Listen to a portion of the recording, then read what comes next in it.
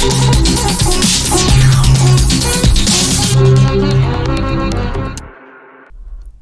శ్రీమన్నారాయణ. ఓ నమః పార్వతీపతయే. హర హర మహాదేవ శంభో శంకర. అసలు భక్త కన్నప్ప ఏమిటి? సినిమా భక్త కన్నప్పలు, సీరియళ్ల భక్త కన్నప్పలు ఇవన్నీ కాసేపు పక్కన పెట్టండి. అసలు భక్త కన్నప్ప కథలో ఏముంది? ధూర్జటి మహాకవి శ్రీకృష్ణదేవరాయల వారి ఆస్థానంలో అష్టదిగ్గజ కవుల్లో ఒకడు.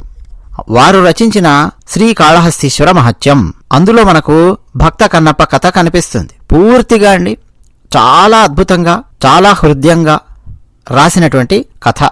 చరిత్రను కథగా, కావ్యంగా ధూర్జటి మహాకవి శ్రీకాళహస్తీశ్వర మహత్యంలో రచించారు. అందులో ఉన్న పద్యాలు చూసి శ్రీకృష్ణదేవరాయల వారు తన్మయులయ్యి ధూర్జటి మహాకవిని మెచ్చుకోవడము అవన్నీ కూడా అండి మళ్ళీ వేరే చరిత్ర. అసలు కథ ఏముంది అనేది మనం ఈ వీడియోలో తెలుసుకునే ప్రయత్నం చేద్దాం. లేకపోతే ఏమవుతుందంటే సినిమాలలో ఏదైతే చూపిస్తూ ఉంటారో అదే అసలు కథ అని భ్రమపడే అవకాశాలు చాలా ఎక్కువగా ఉన్నాయి. ఇది కల్పితం అని చెప్పి పేరు పెట్టి ఏ పైత్యం పడితే ఆ పైత్యాన్ని మొత్తం సినిమాల రూపంలో తీసి మళ్ళీ కన్నప్ప కథను వాడుకోవడము, కన్నప్ప కళ్లను పరమశివునికి ఇచ్చే దృశ్యాలు అన్ని వాడుకోవడము, ఇవన్నీ చూస్తే గ్రంథాలు అధ్యయనం చేయని వాళ్లకు, తర్వాత జనరేషన్ వాళ్లకు ఓహో సినిమాలో వచ్చిందే అసలు భక్త కన్నప్ప కథ అన్నమాట అన్న ఫీలింగ్ లో ఉంటారు.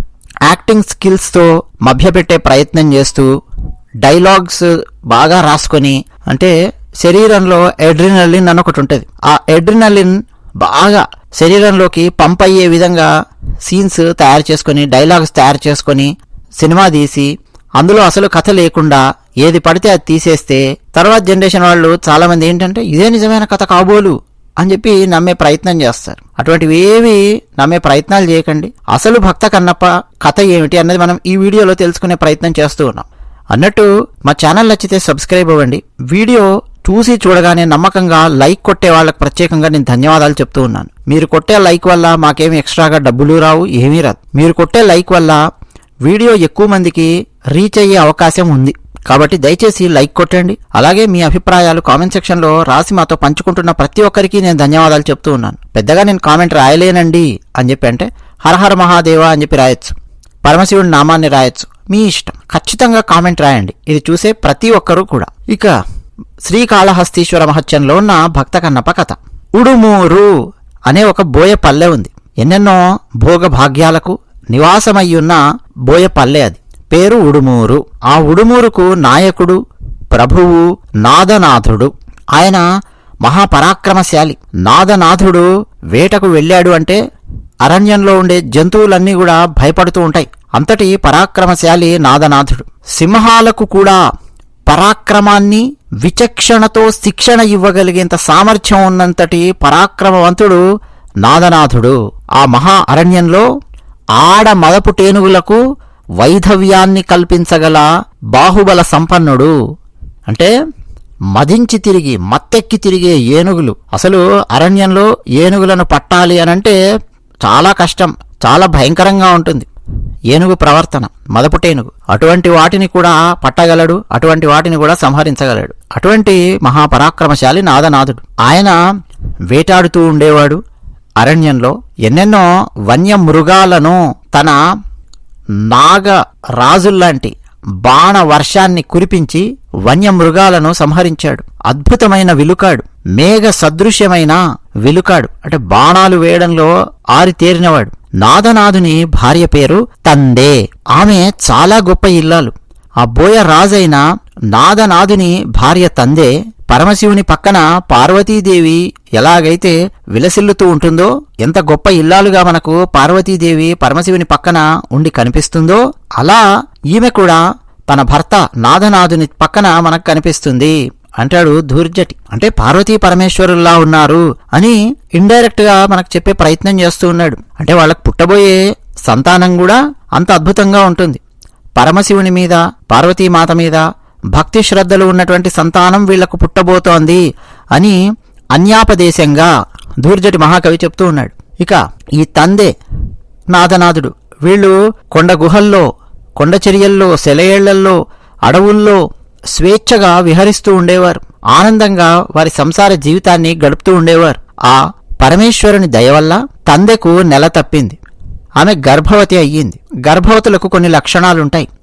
వాటిని కూడా అండి ధూర్జటి మహాకవి 5-6 పద్యాలలో చాలా అద్భుతంగా రాశాడు. ఎంత అద్భుతంగా రాశాడంటే, మైపూత పూసుకున్న శివుని తెల్లని విభూతి కాంతికి సాటి వచ్చే విధంగా ఆమె ముఖార విందము తెల్లటి కాంతితో ప్రకాశిస్తోంది. ఎందుకంటే కడుపులో బిడ్డడు ఉన్నాడు కాబట్టి, ఆ బిడ్డడు చాలా గొప్పవాడు అవుతాడు కాబట్టి. శివుని కంఠం మీద హాలాహలం తాగినటువంటి, కంఠంలో నిలిపినటువంటి ఆ విషపు మచ్చ నీలం రంగులో ఉంటుంది కదా, ఆ నీలము కాదు, పూర్తి నలుపు కాదు, అలా ఉంటుంది. అలా ఆమె చనుమములు నల్లగా అయ్యాయి అంటాడు ధూర్జటి. అంటే పిల్లవాడు పుడితే పాలు ఇవ్వాలి కదా పిల్లవాడికి, అంటే తల్లి శరీరంలో వచ్చే మార్పులు ఇవన్నీ కూడా, వాటిని పరమశివుని యొక్క దేహంతో పోల్చుతూ చాలా అద్భుతంగా ధూర్జటి మహాకవి రాశాడు. అలాగే సన్నగా ఉండే ఆమె నడుము లావుగా మారిపోయింది. అంటే బిడ్డడికి జన్మనివ్వడానికి కావాల్సిన విధంగా శరీరంలో అవయవాలు, ఆకృతులు అన్ని కూడా మారిపోతూ ఉన్నాయి సహజంగా. అయితే ఆమె ఆలోచనలు ఎలా ఉన్నాయి అంటే, సింహాలను చంపాలి అని, ఏనుగులను సంహరించాలి అని, పులుల్ని సంహరించాలి అని, అడవి పందుల్ని వేటాడాలి అని, మృగాలను సంహరించాలి అని ఆమె మనసులో భావిస్తూ ఉండేది. అంటే అలాంటి ఆలోచనలు వస్తూ ఉండేవి ఆమెకు. నిజానికండి అరణ్యం మధ్యలో వాళ్ళు ఉన్నారు కాబట్టి మనం ఊహించుకోవచ్చు, ఒకప్పుడు జంతువుల సంఖ్య ఏ స్థాయిలో ఉండేదో. అడవి జంతువుల బెడద నివారించడానికి వేటాడేవారు ఒకప్పుడు. దాంతోపాటు అడవుల్లో నివసిస్తూ ఉన్న వాళ్లకు అవి ఆహారంగా కూడా ఉపయోగపడుతూ ఉండేవి. ఆమె ఆలోచనలు ఏమిటి?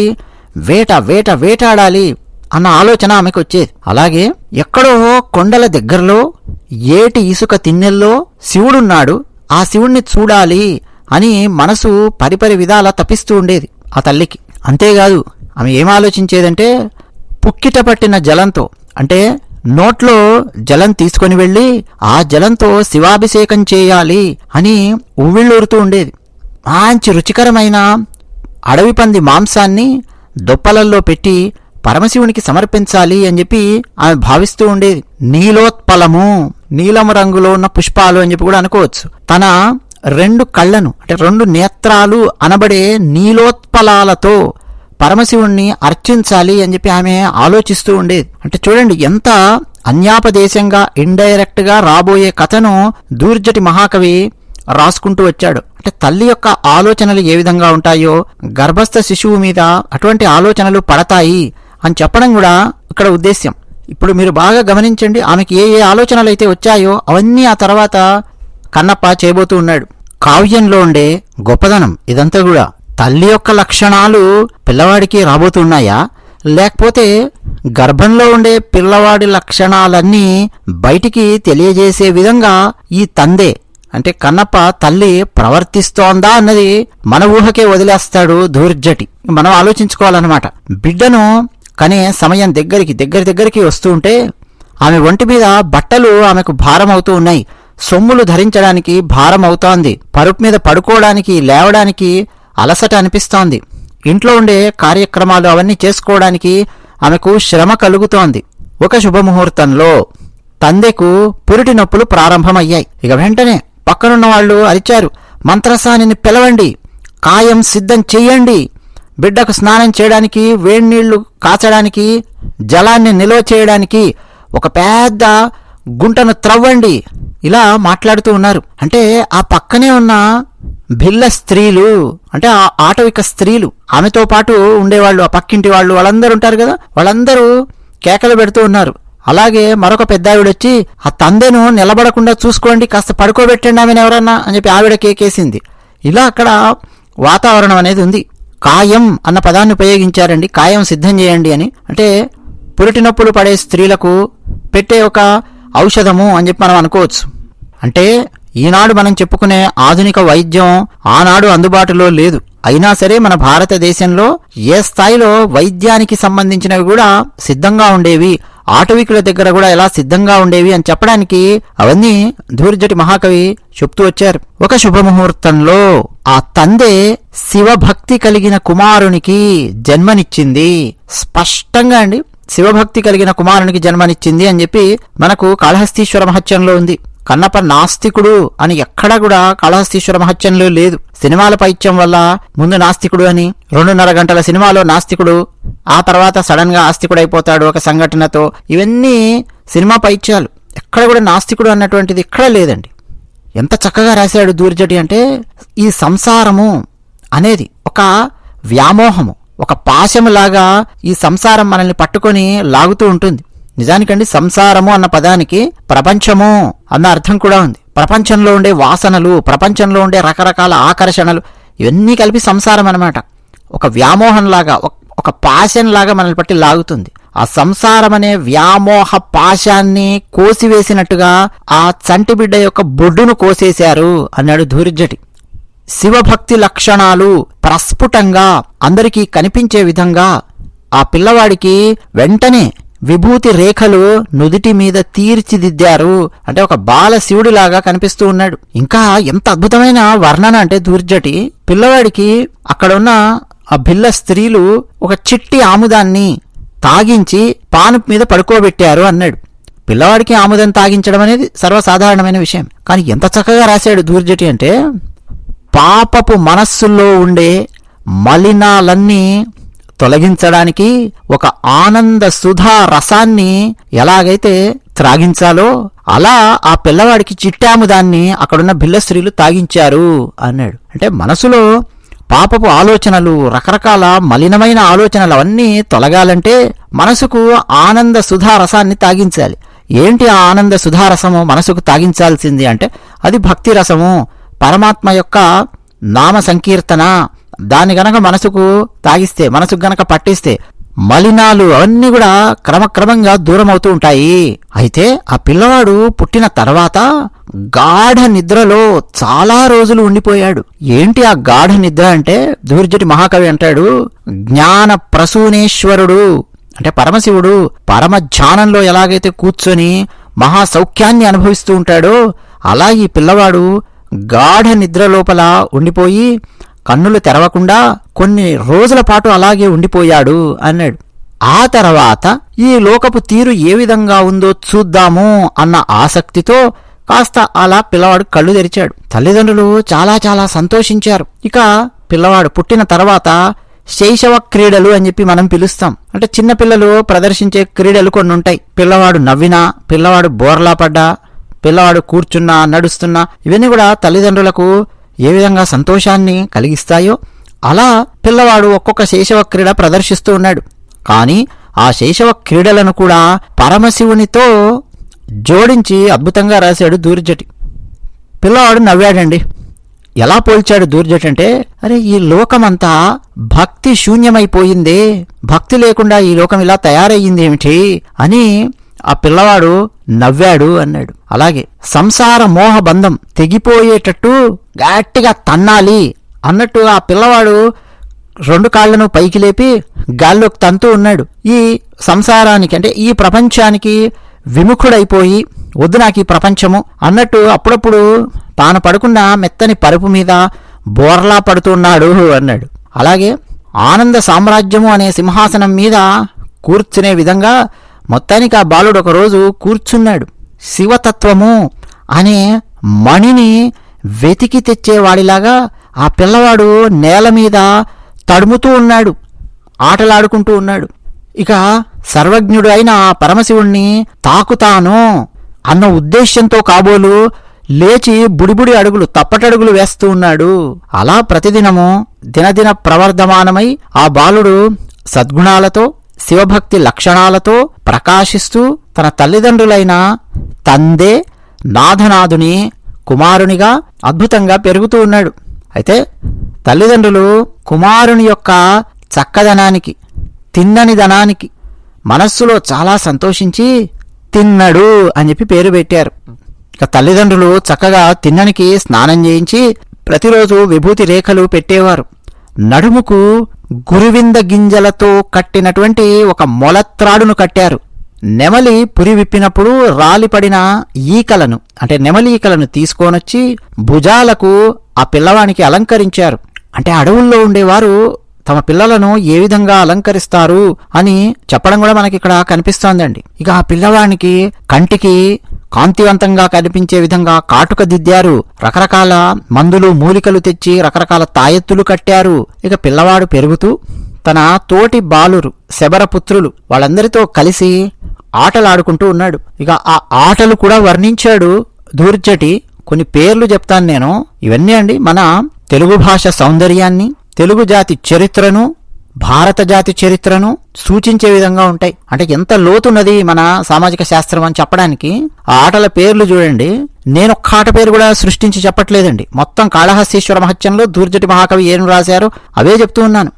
చిట్లి పొట్లకాయ, సిరి సింగణావత్తి, గుడుగుడు గుంచాలు, కుందెన గుడి, దాగుడు మూతలాటలు, గచ్చకాయలు, వెన్నెల కుప్పలు, తొక్కుడు ఆట, బిళ్ళ ఆట, తూరన తుంకాలు, గిరిన గింజలు, పిల్ల దీపాలంకి, బిల్లగోడు లేదా గూడుబిళ్ళ, చిడుగుడువల పోటీ, బెండుగట్టిన బోది, అల్లియుప్పన బట్టెలు, అప్పళాలు, చిక్కనా బిళ్ళ, లోటిల్లు, చిందర, ఎన్నెన్నో ఆటలండి.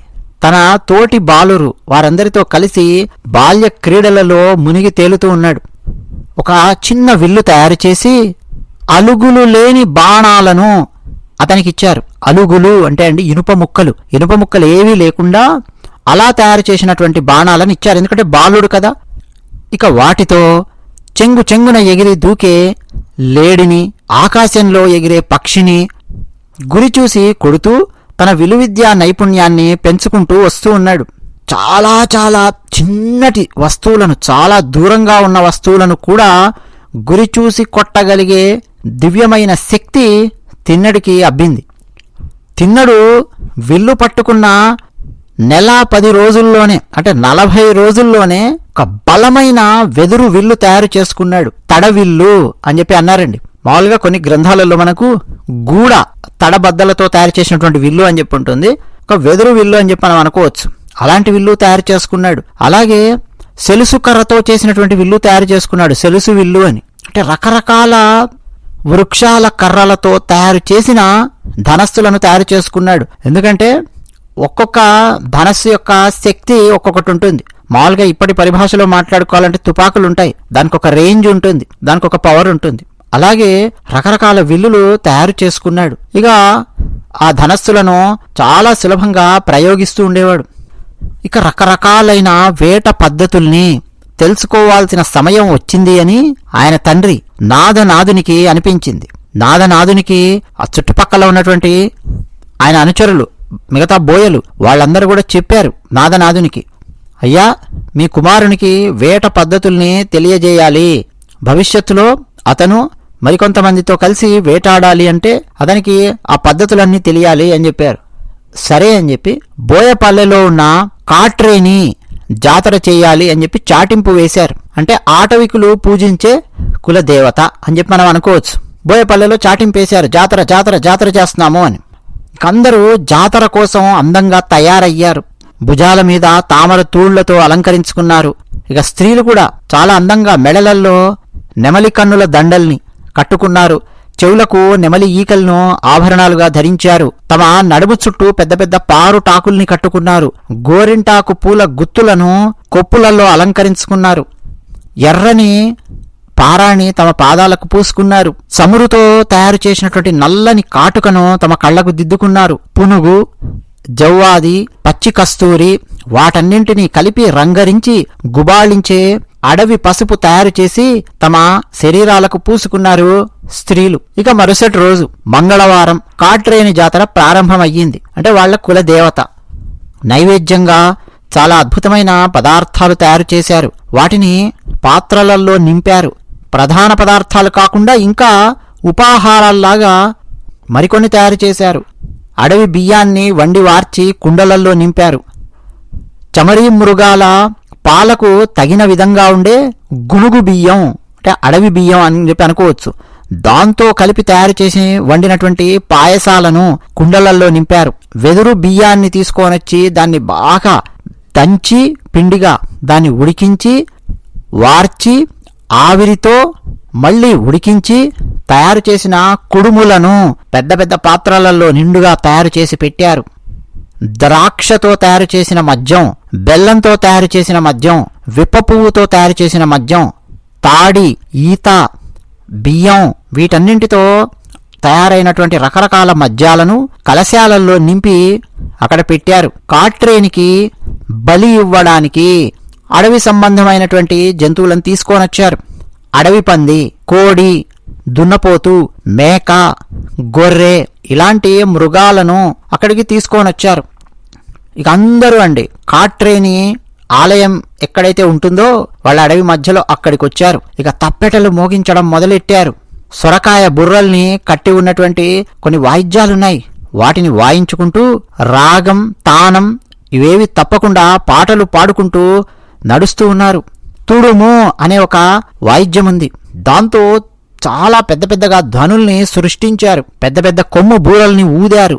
అయితే ఆ అడవిలో ఉన్న గూడానికి రాజైన నాథనాథుడు, రాణి అయిన తందే వాళ్ళిద్దరూ ఉపవాసం ఉన్నారు. స్నానాదులు అవన్నీ చేసి ఇక వాళ్ళ ఆభరణాలు ధరించారు. పాదాలకు ధరించాల్సిన ఆభరణాలు, చేతులకు ధరించాల్సిన ఆభరణాలు, కంఠాభరణాలు, కర్ణాలకు ధరించాల్సినటువంటి ఆభరణాలు అవన్నీ ధరించారు. తిన్నడిని తల్లిదండ్రులు దగ్గరికి పిలిచి, నాయనా నువ్వు కూడా స్నానం చేసి చక్కగా అలంకరించుకో అని చెప్పారు. తల్లిదండ్రులు అనుమతి ఇవ్వగానే వెంటనే వెళ్లి తిన్నడు స్నానం చేశాడు. నుదుట విభూతి రేఖలు ధరించాడు. రక్షా మూలికలు ఉంచినటువంటి రక్ష రేఖల్ని భుజాలకు నడుముకు కట్టుకున్నాడు. చక్కగా గోచీపోసి పంచెను ధరించాడు. తిన్నడు తల నిండుగా పెరిగినటువంటి కేశపాశాలను ఒక తీగ దానికి అలా చుట్టుకున్నాడు కేశపాశాలకు. ఇక చేతిలో విల్లంబులు ధరించాడు. చక్కగా అలంకరించుకొని తిన్నడు కాట్రేని పూజకు బయలుదేరాడు. కుమారుణ్ణి చూసి తల్లిదండ్రులు, తందే నాదనాథుడు వాళ్ళ మనస్సులు ఉప్పొంగిపోయాయి. ఇక తిన్నడు వాళ్ళ వేట దేవత అయినటువంటి కాట్రేని దగ్గరికి వచ్చి తన చేతుల్లో ఉండే విల్లంబులను, ఆ వేట ఆయుధాలను కాట్రేని ముందు పెట్టాడు. అంటే వాళ్ళ అడవి దేవత ముందు పెట్టి నమస్కరించాడు. ఇక ఆ చుట్టుపక్కల ఉన్న తన బంధువులు కావచ్చు, స్నేహితులు కావచ్చు, వాళ్ళందరూ ఎర్రని పూలదండ పెద్దది తీసుకొనొచ్చి కాట్రేనికి సమర్పించారు. నివ్వరి బియ్యం తీసుకొనొచ్చారు. ఎర్రచందనం తీసుకొచ్చారు. గుగ్గిలంతో పొగ వేశారు. దట్టమైన పునుగు తైలాన్ని తీసుకొచ్చారు. బాగా వెలిగించి కర్రలకు మండుతూ ఉన్న జ్యోతులను పైకి అలా చూపిస్తూ రకరకాల వాళ్ళ ఆచార వ్యవహారాలను, పద్ధతులను పాటిస్తూ ఆ భిల్లులు కాట్రేనిని అర్చించారు. తిన్నడు కూడా తన తల్లిదండ్రులతో కలిసి దైవానికి నమస్కరించాడు. అప్పుడు వేట సాధనాలను మళ్ళీ వెనక్కి తీసుకున్నాడు. పూజ ఇవన్నీ పూర్తయిన తర్వాత బోయపల్లెలో అందరూ కలిసి కూర్చొని సహపంక్తి భోజనాలు చేశారు. వాళ్ళ మధ్యలో రాజు, రాణి, తిన్నడు వాళ్ళందరూ కూడా కూర్చున్నారు. ఈ భోజనాలన్నీ అయిన తర్వాత మళ్ళీ జాతర. అంటే ముందు పూజాధికాలు అవన్నీ చేశారు. ఆ తర్వాత అందరూ చక్కగా కూర్చొని సహపంక్తి భోజనాలు చేశారు. మళ్ళా జాతరలో ఉండే ఆటపాటలు అవన్నీ ప్రారంభమయ్యాయి. ఇప్పుడు మద్యం అదంతా తయారు చేసి పెట్టారు కదా, మద్యం తాగేవాళ్ళు మద్యము తాగారు. కొంతమంది పాటలు, ఆటలు ఇవన్నీ ఉన్నాయి. ఎక్కడ కూడా అండి ధూర్జటి రచించినటువంటి కాళహస్తీశ్వర మహత్యంలో ఒక మనిషిని బలి ఇచ్చారు అడవి దేవతకు అన్న వాక్యము లేదు, పదము లేదు. అసలు మనుషుల్ని బలి ఇవ్వలేదు. మనుషుల్ని బలి ఇవ్వడం అన్న కాన్సెప్టే మన కాళహస్తీశ్వర మహత్యంలో కనిపించదు. సినిమా పైత్యాలలో ఏం చేస్తున్నారంటే, చిన్నప్పుడు తిన్నడి ఫ్రెండ్ను బలిచ్చారు అమ్మవారికి, అందుకని చెప్పి తిన్నడికి ఇక దేవుడంటే కోపం అని చెప్పి 2.5 గంటల పాటు సినిమాలో దేవుడిని ఇష్టం వచ్చినట్టు తిడుతూ ఉంటాడు. ఆ తర్వాత మళ్ళీ సడన్ గా ఒక మార్పు తీసుకొచ్చి మెల్లిగా మళ్ళా లాస్ట్ చిట్ట చివరి 30 నిమిషాలు కన్నప్ప కథ తీయడం, ఇలాంటివి తయారయ్యాయి సినిమాలలో. అసలు మనిషిని బలిచ్చారు అన్నటువంటి కాన్సెప్టే లేదండి కాళహస్తీశ్వర మహత్యంలో. అందుకే స్పష్టంగా రాశారు వేటిని బలిచ్చేవారు అని.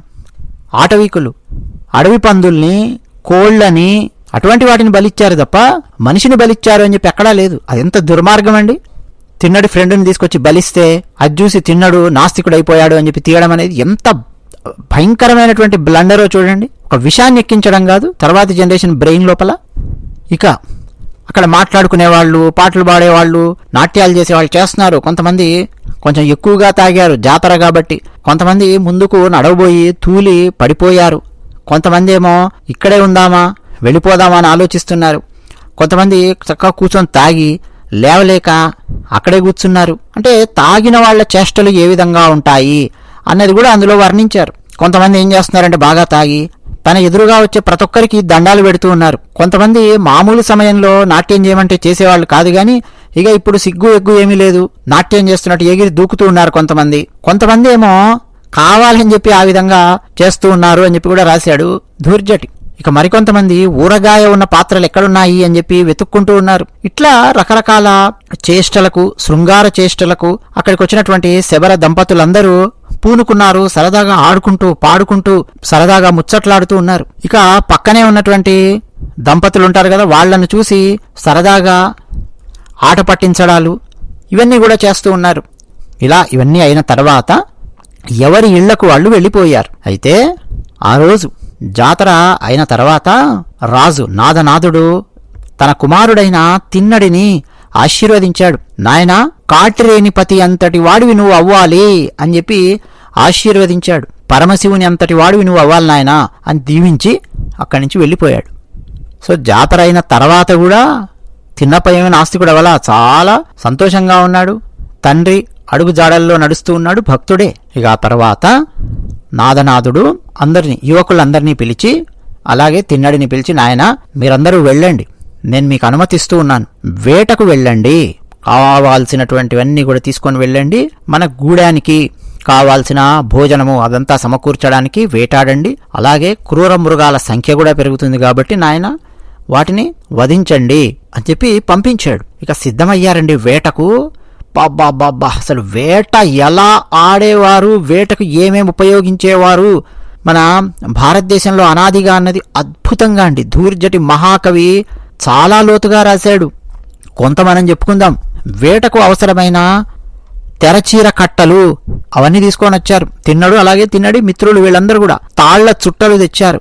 పెద్ద పెద్ద జంతువుల గుంపులను పట్టడానికి మామూలు వలలు సరిపోవు, పెద్ద పెద్ద వలలు కావాలి. పెద్ద పెద్ద జంతువులను గుంపులుగా పట్టడానికి పెద్ద పెద్ద వలలు, లేళ్లను పట్టడానికి ప్రత్యేకమైన వలలుంటాయి, అవి. కుందేళ్లను పట్టడానికి ప్రత్యేకమైన వలలు, పందుల్ని పట్టడానికి ప్రత్యేకమైన వలలు, సవదండ వలలు, మకరి వలలు, ఎలుకల వలలు, ఇట్లా రకరకాల వలలు సిద్ధం చేసుకున్నారు. చూడండి, వల అంటేనే అదొక పెద్ద సబ్జెక్ట్ అయిపోయింది. దాంతోపాటు వేటాడడానికి వీళ్ళ దగ్గర ప్రత్యేకమైన జంతువులు, పక్షులు కూడా ఉండేవి. సివ్వంగులు అని చెప్పి ఉండేవి, వాటిని తీసుకున్నారు. కొన్ని వేట కుక్కలను తీసుకున్నారు.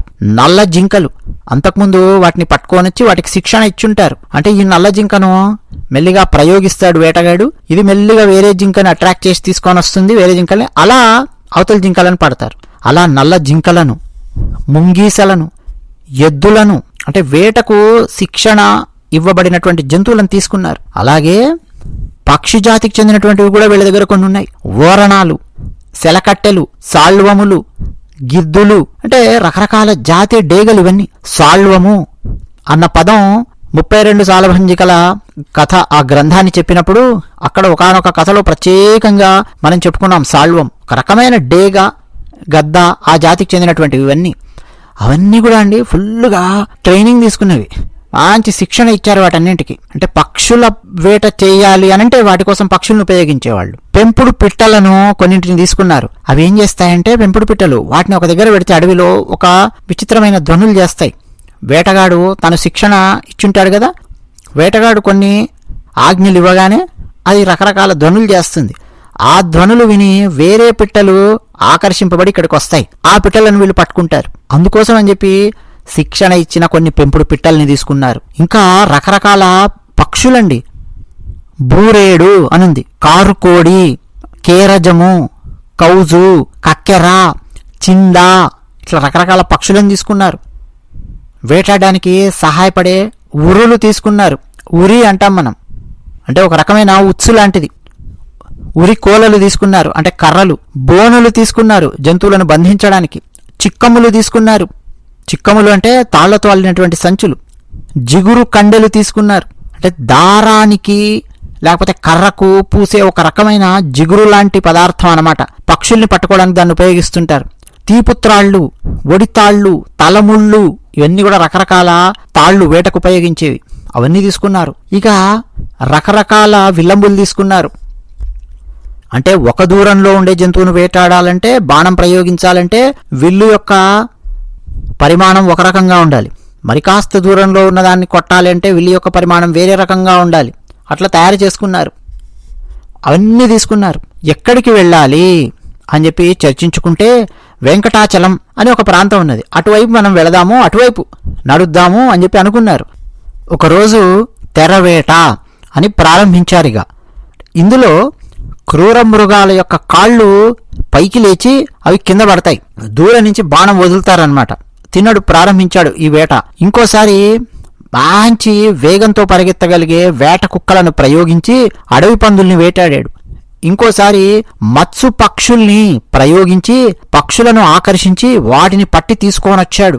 ఇంకోసారి డేగవేట ప్రారంభించి ఆకలితో బాగా నకనకలాడుతున్న డేగలను పక్షులపైకి ప్రయోగించి ఆ డేగలే పక్షులను చంపి వెనక్కి తీసుకొని వస్తూ ఉంటాయి. అందులో కొన్ని పక్షులను ఈ డేగలకు ఆహారంగా ఇచ్చేస్తాడు, మిగతా పక్షులను వీళ్ళు తీసుకుంటారు. ముంగీస వేట, ఏదు వేట, శివంగి వేట, ఇర్రి వేట, గంటలు కొట్టి జంతువులను ఆకర్షించి తీసుకొచ్చే గంటు వేట, ఇట్లా రకరకాల వేట పద్ధతులను అనుసరిస్తూ జంతువులను తిన్నడు వేటాడాడు. అలా పులులను వేటాడారు, లేళ్లను వేటాడారు, గుణ ఏనుగులను వేటాడారు, ముళ్ల పందులను, దుప్పులను కణుతులు అన్నారు, ఎలుగుబంట్లు, చమరీ మృగాలు, అడవి దున్నపోతులు, కస్తూరి పిల్లులు, ఇలాంటి రకరకాల జంతువులను పక్షులను వేటాడారు. అయితే ఒక పాయింట్ చాలా అద్భుతంగా రాశారు ధూర్జటి. మనం అంతకుముందు కూడా చెప్పుకున్నాం వేటగాళ్లు ఎలాంటి నియమాలు పాటించేవారు భారతదేశంలో అనాదిగాని. ఏం రాశాడో తెలుసా? జతకట్టని జంతువులు అన్నాడు. ఒకవేళ ఆడ జంతువు మగ జంతువు గనక కలిసి ఉంటే, లేదు అవి రతిక్రీడలో ఉన్నా, శృంగారంలో మునిగి తేలుతూ ఉన్నా, మైమరిచి ఉన్నా, అటువంటి జంతువుల మీద బాణాలు వేసేవారు కాదు. నియమం అన్నమాట వేటగాళ్లకు. అలా బాణం వేసినందుకే ఏం జరిగిందో మనం రామాయణంలో చూశాం. వాల్మీకి మహర్షి తమసా నదికి స్నానానికి వెళ్ళినప్పుడు ఏం జరిగిందో మనకు తెలుసు. మహాభారతంలో చూశాం. పాండురాజు మృగాల రూపంలో వేటాడుతూ ఉన్నా, సరే ముని దంపతులు అని తెలియదు కానీ ఆ జంతువులు శృంగారంలో ఉన్నాయి, వాటి మీద బాణం వేశాడు పాండురాజు. మహాభారతం ఏమైందో చూసాం. ఆ తర్వాత ఆయన పిల్లలు ఎన్ని కష్టాలు పడాల్సి వచ్చిందో చూసాం. ధూర్జటి అందుకే అండి రాశాడు, జతకట్టని జంతువులు, అటువంటి వాటి మీద మాత్రమే బాణాలు వేశారు, అటువంటి వాటిని మాత్రమే పట్టుకున్నారు. పట్టుకొని తిన్నడు తనతో పాటు వచ్చిన యువకుల్లో కొంతమందిని పిలిచి, మీరు వీటన్నింటినీ మా తండ్రి గారికి తీసుకెళ్ళి ఇవ్వండి, కానుకలుగా పంపిస్తున్నాను అన్నాడు. అంటే ఏమిటి? గూడానికి వాటిని పంపిస్తారు. నాదనాథుడు వాటన్నింటినీ గూడెంలో ఉన్న మిగతా వాళ్ళందరికీ పంచుతాడు. వాళ్ళ అవసరాన్ని బట్టి వాళ్ళందరికీ పంచుతాడు. అట్లా పట్టుకున్న వాటిని చాలా మటుకు జంతువులను పక్షులను వాటన్నింటినీ కూడా తండ్రికి పంపించాడు. ఇక వీళ్ళు ఇంకా వేట కొనసాగిస్తున్నారు కదా. ఇప్పుడు మధ్యలో వీళ్ళ భోజనం ఎలా ఉంది?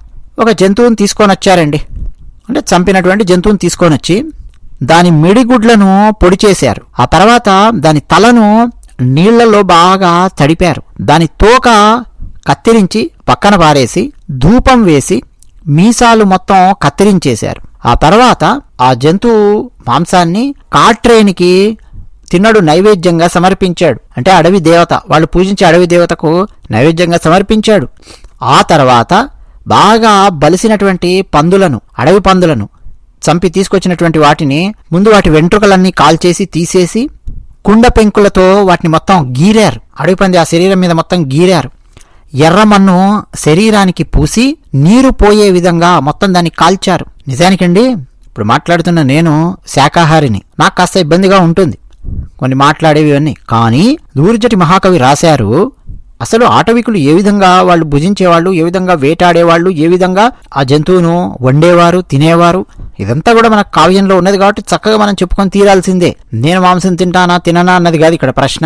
నేను తిననంత మాత్రాన ఇప్పుడు నేను దీన్ని మొత్తం పక్కన పెట్టేసేసి వెళ్ళిపోదలుచుకోలేదు. ఎందుకంటే తెలుసుకోవాలి కదండి, ఒక వేటగాడు ఏ విధంగా వేటాడేవాళ్ళు, ఏ విధంగా వాళ్ళు కాల్చేవాళ్ళు, ఆటవికులు వాళ్ళ జీవన శైలి ఏ విధంగా ఉన్నది ఒక్కొక్కరిది తెలుసుకోకపోతే మనకు పూర్తి భారతీయత అనేది అర్థం కాదు. భారతీయ అంటే ఇది మాత్రమే భారతీయత, అది భారతీయత కాదు అని చెప్పి మనం చెప్పలేము. భారతదేశంలో ఎన్నెన్నో వైవిధ్యాలు, ఎన్నో అద్భుతాలు ఉన్నాయి. సరే, వాటిని కాల్చి జువ్వి చెట్టు నీడకు చేరారు. స్పష్టంగా అండి జువ్వి చెట్టు అని చెప్పి రాశారు. అక్కడ ఎందుకు వెళ్ళారు? అక్కడ అంటే ఒక శిలా వేదిక లాంటిది అక్కడ ఉన్నది. మనం కొన్ని గ్రామాలలో చూడొచ్చు, ఒక పెద్ద చెట్టు, ఆ చెట్టు చుట్టూ ఒక పెద్ద బండ లాంటిది కట్టుంటారు, రచ్చబండ అని చెప్పి పిలుస్తూ ఉంటారు, చూడొచ్చు. ఆ విధంగా అడవిలో ఒక జువ్వి చెట్టు చుట్టూ ఆ విధంగా కట్టబడి ఉంది. ఎవరు కట్టారు? వీళ్ళే, లేదా వీళ్ళ పూర్వీకులు ఎవరో ఒకప్పుడు కట్టి ఉంటారు కదా. అటువంటి వేదిక దగ్గరికి వచ్చి ఇక తిన్నడు, ఆయన మిత్రులు అందరూ చక్కగా అక్కడ కూర్చొని ఆకులలో ఆ అడవి పంది మాంసాన్ని, కాల్చినటువంటి పిట్టలను, వాటితో పాటు కందమూలాలను, పట్టు తేనెలను తెచ్చుకొని పట్టు తేనెలో వాటిని ముంచుకొని తింటూ తృప్తిగా భోజనం చేశారు. అంటే ఇప్పటి భాషలో చెప్పాలంటే క్యాంపు వేయడం అండి. అడవిలో ఒక ప్రాంతంలో క్యాంప్ వేసాము అని చెప్పి అంటూ ఉంటారు కదా, పోలీసులు అంటుంటారు మేము అక్కడ క్యాంప్ వేసాం, ఇక్కడ క్యాంప్ వేసాం. ఈవెన్ అడవుల్లో ఉండే కొన్ని సంఘాలు వాళ్ళు కూడా మేము అక్కడ క్యాంప్ వేసాం, ఇక్కడి నుంచి క్యాంప్ అక్కడ తీసుకెళ్ళాలి అంటూ ఉంటారు. మన భారత ఆర్మీలో ఉన్న వాళ్ళు కూడా ఇక్కడ మేము క్యాంప్ వేసాం, ఇన్ని రోజులు ఉంటాం, ఇక్కడి నుంచి మేము అక్కడికి వెళ్తాం, క్యాంప్ అంటారు. అలా వీళ్ళు కూడా అండి ఒక క్యాంపు లాంటిది అనమాట. అంటే ఈ ప్రాంతంలో ముందుగా ఇక్కడ వేటాడాలి, ఆ తర్వాత అక్కడికి వెళ్ళాలి అని. ఇక్కడి నుంచి ఇప్పుడు ఏం చేశారంటే ఆ కొండ ప్రాంతంలో ఉండే అరణ్యాలలో ఉండే మృగాలను, పక్షులను వాటిని సంహరించి తూర్పు దిక్కు వైపు కదిలారు. తూర్పు దిక్కు అడవుల్లో మరికొంతమంది ఆటవికులతో కలిసి వేటాడాలి అక్కడ అని చెప్పి తమ క్యాంపు వేట గుడారాలను మొత్తం అక్కడి నుంచి ఎత్తేసి తన పరివారంతో కలిసి తిన్నడు సువర్ణముఖి నదీ తీరంలో ఉండే కొండలల్లో ఉన్న అరణ్యాల వైపుకు వెళ్లి అక్కడ వేటాడడం మొదలుపెట్టాడు. అయితే ఆ సువర్ణముఖి నదీ తీరంలో అంజినాడు అనే ఒక ప్రదేశం ఉన్నది. ఆ అంజినాడు ప్రదేశంలో ఉండే కొండల్లో క్రూర మృగాలు చాలా తిరుగుతూ ఉన్నాయి. వాటిని వేటాడాడు. ఇక తిన్నడు బాగా అలసిపోయాడు. నిద్రిస్తే బాగుంటుంది అని చెప్పి చూశాడు. ఎందుకంటే కళ్ళు బాగా అలసిపోయి మూసుకుపోతూ ఉన్నాయి. ఎక్కడ పడుకుందామా, ఎక్కడ నిద్రపోదామా అని చెప్పి అటు ఇటు చూస్తే బాగా పుష్పాలతో ఉన్న ఒక పొగడ చెట్టు కనిపించింది. పొగడ చెట్టు నుండి సంస్కృతంలో వకుళ వృక్షము అంటారు. వకుళామాత విన్నాం కదా మనం, వెంకటేశ్వర స్వామి వారి తల్లి వకుళామాత. వకుళ అంటే పొగడ వృక్షము. వకి ప్లస్ కులచ్ వంకతే పుష్పితో భవతి. వకుళ వృక్షం పొగడ చెట్టు. దాని కిందికెళ్ళి తిన్నడు పడుకున్నాడు. కళ్ళు ఇలా మూసుకున్నాడు లేదో టక్కున నిద్ర పట్టేసింది. అంత అలసిపోయాడు. మరి అడవుల్లో తిరగడం అంటే సామాన్యమా? అందులోనూ వేటాడాలి అనంటే ఎంత కసరత్తు చేయాలి. ఇక ఇప్పుడు ఒక అద్భుతమైన కళ వచ్చిందండి. కళకు చాలా చాలా ప్రాముఖ్యత ఉంది.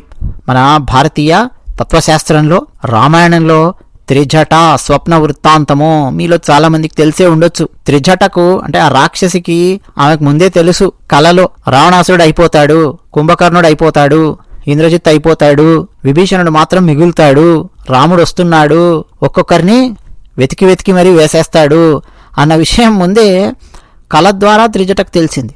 అలా ఇప్పుడు తిన్ననికి ఒక కళ వచ్చింది. స్వప్నంలో పరమశివుడు ప్రత్యక్షమయ్యాడు. ఎలా ఉన్నాడు పరమశివుడు అంటే తన శరీరం నిండా విభూతి పూసుకొని ఉన్నాడు. పులి తోలును వడ్డాణంగా ధరించి ఉన్నాడు.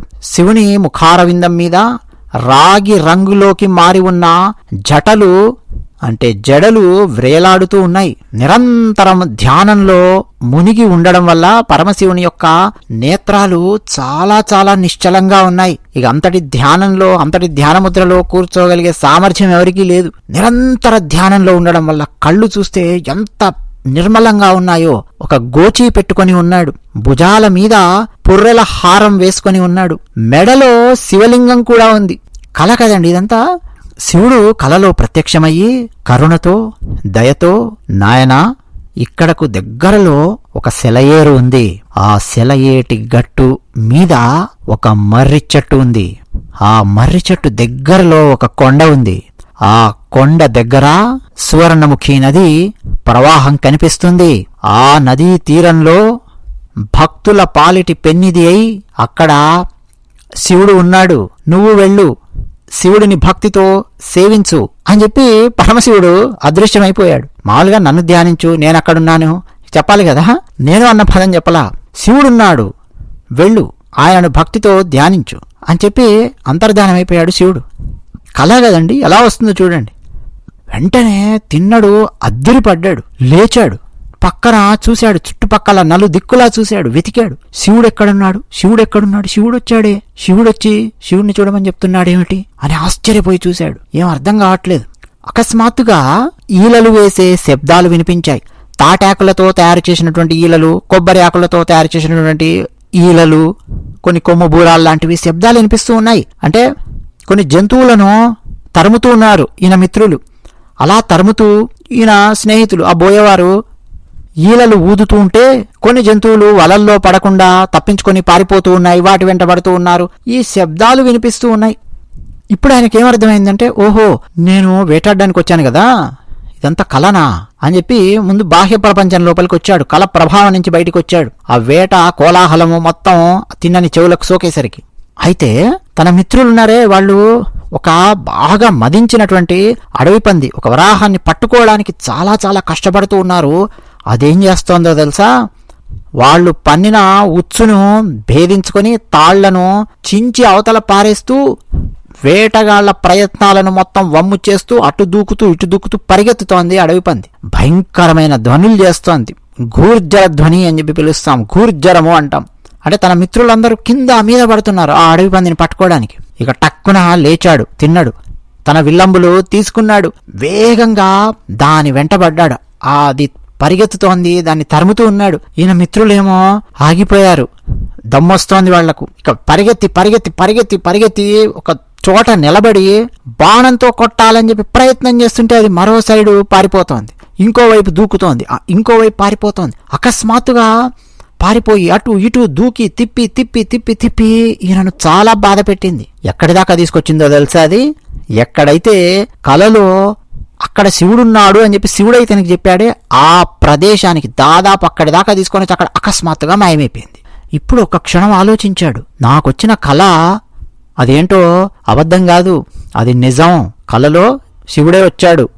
అయితే ఇక్కడ నిజంగా శివుడున్నాడు, వెతకాలి, ఎక్కడ ఉంది అని చెప్పి ఎక్కువ కష్టపడలేదండి. కాస్త అటు ఇటు నడవగానే ఒక మహాశివలింగాన్ని అక్కడ చూశాడు. ఆ శివలింగము చూడగానే ఒక నిత్య చైతన్య స్వరూపంతో వెలుగొందుతూ ఉన్నటువంటి ఆ శివలింగాన్ని చూడగానే అజ్ఞానాంధకారం పటాపంచలైపోయినట్టు, తన దేహంలో ఒక అద్భుతమైన కాంతి వచ్చినట్టు ఒక భావన కలిగింది. ఏకాంత ప్రదేశము, భయంకరమైన అరణ్యం, మధ్యలో శివలింగం. అసలు మానవ మాతృలెవరు అంత సులభంగా అక్కడి దాకా రాలేరు. అలాంటి ప్రదేశంలో ఉంది ఆ శివలింగం. ఇన్ని జంతువులను దాటుకొని, మహామహా మృగాలను దాటుకొని అక్కడి దాకా ఎవరొస్తారు చెప్పండి? ముందు అక్కడ ఆ శివలింగం ఉన్నది అన్న విషయం తెలియాలి. తెలిసినా గాని అక్కడి దాకా ప్రతిరోజు రావాలి అనంటే ఇక అది ఎంత కష్టమైన విషయమో మనం అర్థం చేసుకోవాలి. ఇప్పటికే అది ఎంత భయంకరమైన అరణ్యమో మనకు అర్థమయ్యింది వీళ్ల వేటతోనే. అలాంటి దివ్యమైన లింగాన్ని చూస్తే శరీరం అంతా పులకించిపోయింది. తిన్నడికి ఆనంద భాష్పాలు రాల్చాడు.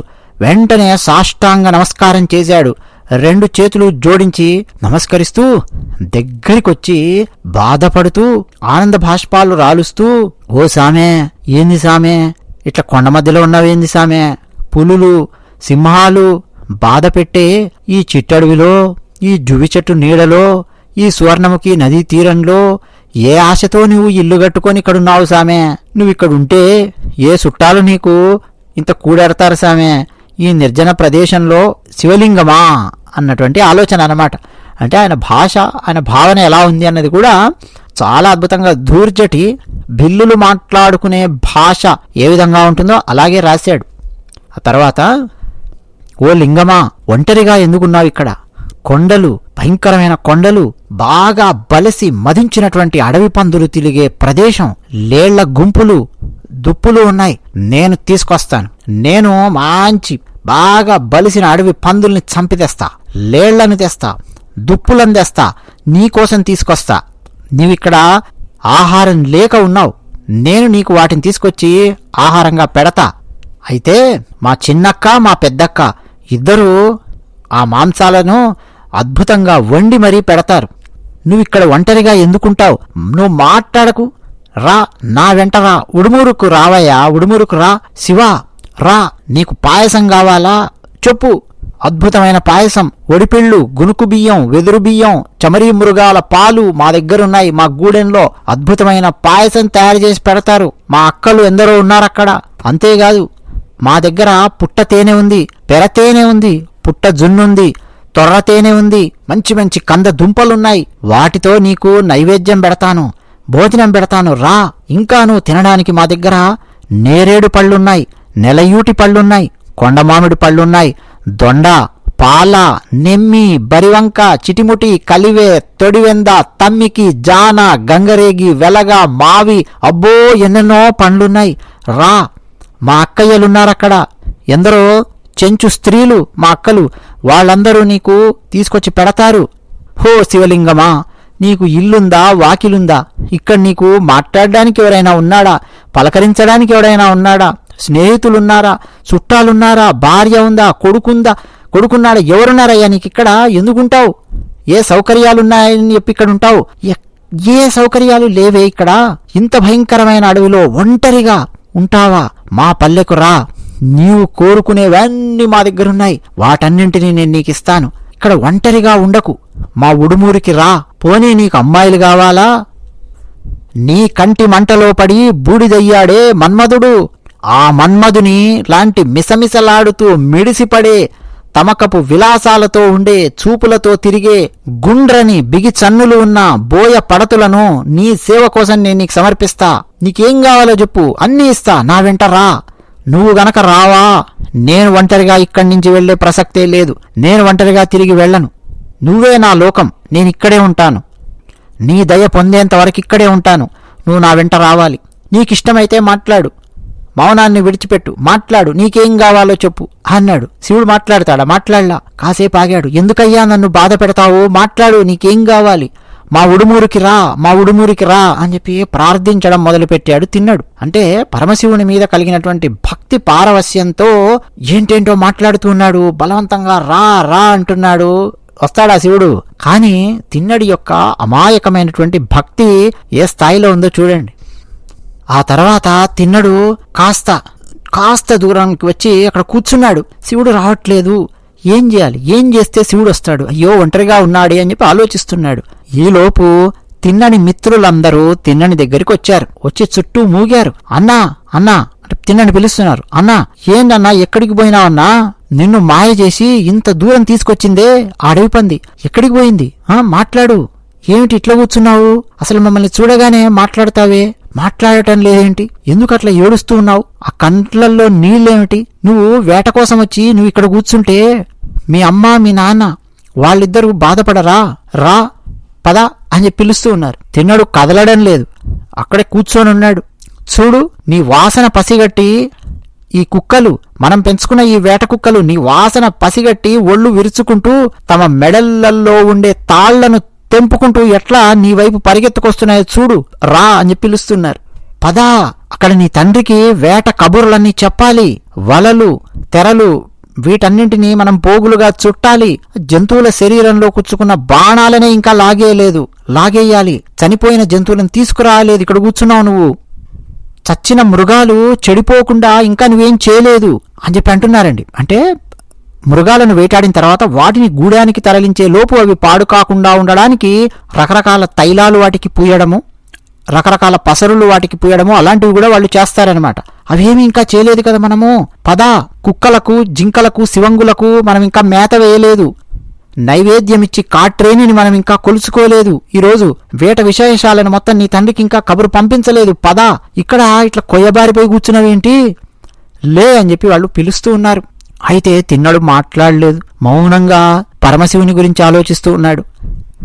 ఇప్పుడు ఇంకొక స్నేహితుడు అన్నాడు, నిన్నిట్లా అడవిలో ఒంటరిగా వదిలేసి పోవడానికి మాకు మనసు అయితే లేదు. మేము గనక ఇప్పుడు గూడానికి పోతే అక్కడ నీ తల్లిదండ్రులు, నీ తోబుట్టువులు, నీ స్నేహితులు అందరూ మమ్మల్ని పట్టుకొని అడిగితే ఇక మా పై ప్రాణాలు పైనే పోతాయి. ఎట్లా తిన్నండి ఒంటరిగా వదిలేసి వచ్చిండు అడవిలో అని చెప్పి మమ్మల్ని అడగరా? వాళ్ళ చేత మమ్మల్ని తిట్టించకు, మా వెంట రా, పల్లెలో మాకు చెడ్డ పేరు తీసుకురాకు, లే, పద అని చెప్పి అంటున్నారు. మాట్లాడాడు. మరికొంతమంది అన్నారు, మేమెంత బాధపడుతున్నా కనీసం మమ్మల్ని చూడనైనా చూడడం లేదేంటి? ఎక్కడ చూస్తున్నావు? ఎక్కడో ఆకాశంలో చూస్తున్నావు, నేలను చూస్తున్నావు, ఏం చూస్తున్నావు? సరే, ఈ విషయాన్ని నాదనాథునికి అంటే ఒక ప్రభువుకు తెలియజేయడం కోసమైనా సరే మేము వెళతాం.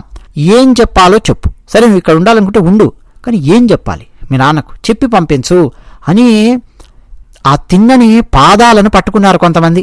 అయితే ఆ శివలింగం మీద ఉన్నటువంటి ఆసక్తి వల్ల, ఆ అచంచలమైన భక్తి వల్ల ఒక చిరునవ్వు నవ్వి తన సహచరులతో ఏమన్నాడంటే, ఇక్కడ శివలింగం ఉంది కనిపిస్తోంది కదా, ఒక దూలానికి ఒక పెద్ద ఓడను గట్టిగా కట్టేసేస్తే ఇక ఓడ కదలదు. అలా నా ప్రాణాలు మొత్తం ఈ శివలింగానికి బంధించి వేశాను. మీరెందుకు కంగారు పడుతున్నారు? నేను బానే ఉన్నాను, మీరు పోండి పల్లెకు, నా ఇష్టదైవం ఇక్కడున్నాడు, నా వెంట నా దైవం వస్తాడా పల్లెకు తీసుకొనొస్తాను, లేకపోతే నేను ఇక్కడే ఉంటాను. అరే ఒంటిగా ఉన్నాడు ఇక్కడ శివుడు, మనందరం పోతే ఇక్కడి నుంచి ఆయన ఒంటరిగా ఉంటాడు.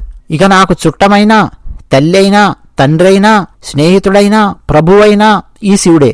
మీరిక్కడ నా కోసం బాధపడాల్సిన అవసరం లేదు, మీరు పోండి ఇక్కడి నుంచి. మీరు ఎంత బలవంత పెట్టినా రమ్మన్నా నేను రాను, నన్ను ఇక్కడి నుంచి మీరు తీసుకురాలేరు, వెళ్ళండి. నా దైవం కోసం నేను ఇక్కడ నా ప్రాణాలైనా సరే అర్పిస్తాను.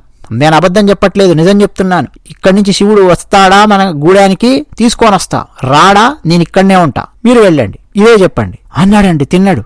ఇక తిన్నడు చెప్పింది విని ఒక్కసారి ఆశ్చర్యపోయారు అందరూ. సరే అని చెప్పి ఇదే విషయం చెబుదాం నాథనాథునికి అని ఇప్పుడు ఇక్కడి నుంచి వీళ్ళు బయలుదేరారు. వీళ్ళున్న ప్రాంతం ఎక్కడా, వాళ్ళ గూడెం ఎక్కడా, నడవాలి కదా చాలా దూరం, రోజులు వచ్చారు. పద అని చెప్పి ఒకరితో ఒకరు మాట్లాడుకుని తిన్నడిని అక్కడ వదిలేసి వీళ్ళందరూ వెళ్ళిపోయారు. ఇక తిన్నడు లేచి ఒంటరిగా అటు ఇటు తిరిగాడు. అరే శివుడు అడవిలో ఒంటరిగా ఎలా ఉన్నాడు? అరే పస్తున్నాడు, ఆకలితో ఉంటాడు, ఆకలి బాధ పోగొట్టాలి అని చెప్పి తిన్నడు ఆలోచించాడు. ఎలాగైనా సరే శివునికి తృప్తిగా భక్తిగా ఆహారం సమర్పించాలి అని ఇక తన కొమ్ము కొనతో చెట్లను కూల్చివేయగలిగేంతటి బలమైన ఒక అడవి పందిని చంపాడు. తన విల్లంబులో తీసుకొని పరిగెత్తాడు, బాణం వదిలి ఒక అడవి పందిని చంపాడు. ఇక దాన్ని కాల్చి దాన్ని ప్రేల్చి, ఎలాగైతే అంతకుముందు మనం మాట్లాడుకున్నాం కదా అడవి పంది మాంసాన్ని ఎలా వాళ్ళు తీస్తారో, కూర్చొని ప్రశాంతంగా ఆ మాంసాన్ని తీశాడు. ఆ మాంసాన్ని బాగా కాల్చాడు. ఆ తర్వాత ఆకు దొప్పలను తీసుకొనొచ్చి వాటిలో ఆ మాంసాన్ని పెట్టి తన 2 చేతులతో ఆ ఆకులను పట్టుకొని తన విల్లు ఒక చంకలో పెట్టుకొని అమ్ముల పొదిని వీపున కట్టుకొని, అరే మరి భోజనం చేసేటప్పుడు నీళ్లు కావాలి కదా అని ఆలోచించి సువర్ణముఖి నది దగ్గరికి వెళ్ళి జలాన్ని పుక్కిట్లో పట్టుకున్నాడు. అంటే నోట్లో జలాన్ని తీసుకున్నాడు. ముందు స్నానం చేయించాలి అని చెప్పి పుక్కిటితో తెచ్చిన జలాన్ని లింగం మీద ఊశాడు. అంటే ఇదే స్నానం చేయిస్తున్నాను అని చెప్పి ఊశాడు. తర్వాత దొప్పలల్లో తీసుకొని వచ్చిన కాల్చిన మాంసాన్ని ఆ ముక్కలను అక్కడ పెట్టి నిలబడ్డాడు. శివుడు ఆహారాన్ని స్వీకరించలేదు. తిన్నడిగా చాలా ఆవేదన పడ్డాడు. శివా ఏమిటి, ఎందుకు తినట్లేదు? ఈ మాంసం సరిగ్గా కాలలేదా? లేదు బాగా బలిసిన పంది కాదా? పోని మాడిపోయేలా కాల్చానా? రుచిగా లేదా? కమ్మగా లేదా? పోని నీకు సరిపోవడం లేదా? లేదు ఇది తినడం నీకు అలవాటు లేదా? నువ్వెందుకు తినవు చెప్పు? నీకు ఆకలి లేదా? పోని ఇప్పుడు పోని నాలో నిజమైనటువంటి భక్తి లేదు అని నువ్వు అనుకుంటున్నావా? ఎందుకు తినవు? నేను చాలా ఇష్టంతో మాంసాన్ని కొట్టి కాల్చి నీకు తీసుకొని వచ్చానయ్యా, కాస్త దయ చూపించవయ్యా నా మీద, నేను తీసుకొచ్చినందుకన్నా తిను, నన్ను బాధ పెట్టకు. నేనేమన్నా తప్పు చేశానా చెప్పు? ఉపవాసంతో బాధపడే నీకు నేనెందుకు అపరాధం చేస్తాను చెప్పు? నీకు మంచి ఆహారం పెట్టాలనే కదా నేను చూస్తాను. తినవయ్యా వీటిని, ఈ కరకుట్లను తిను అన్నాడు.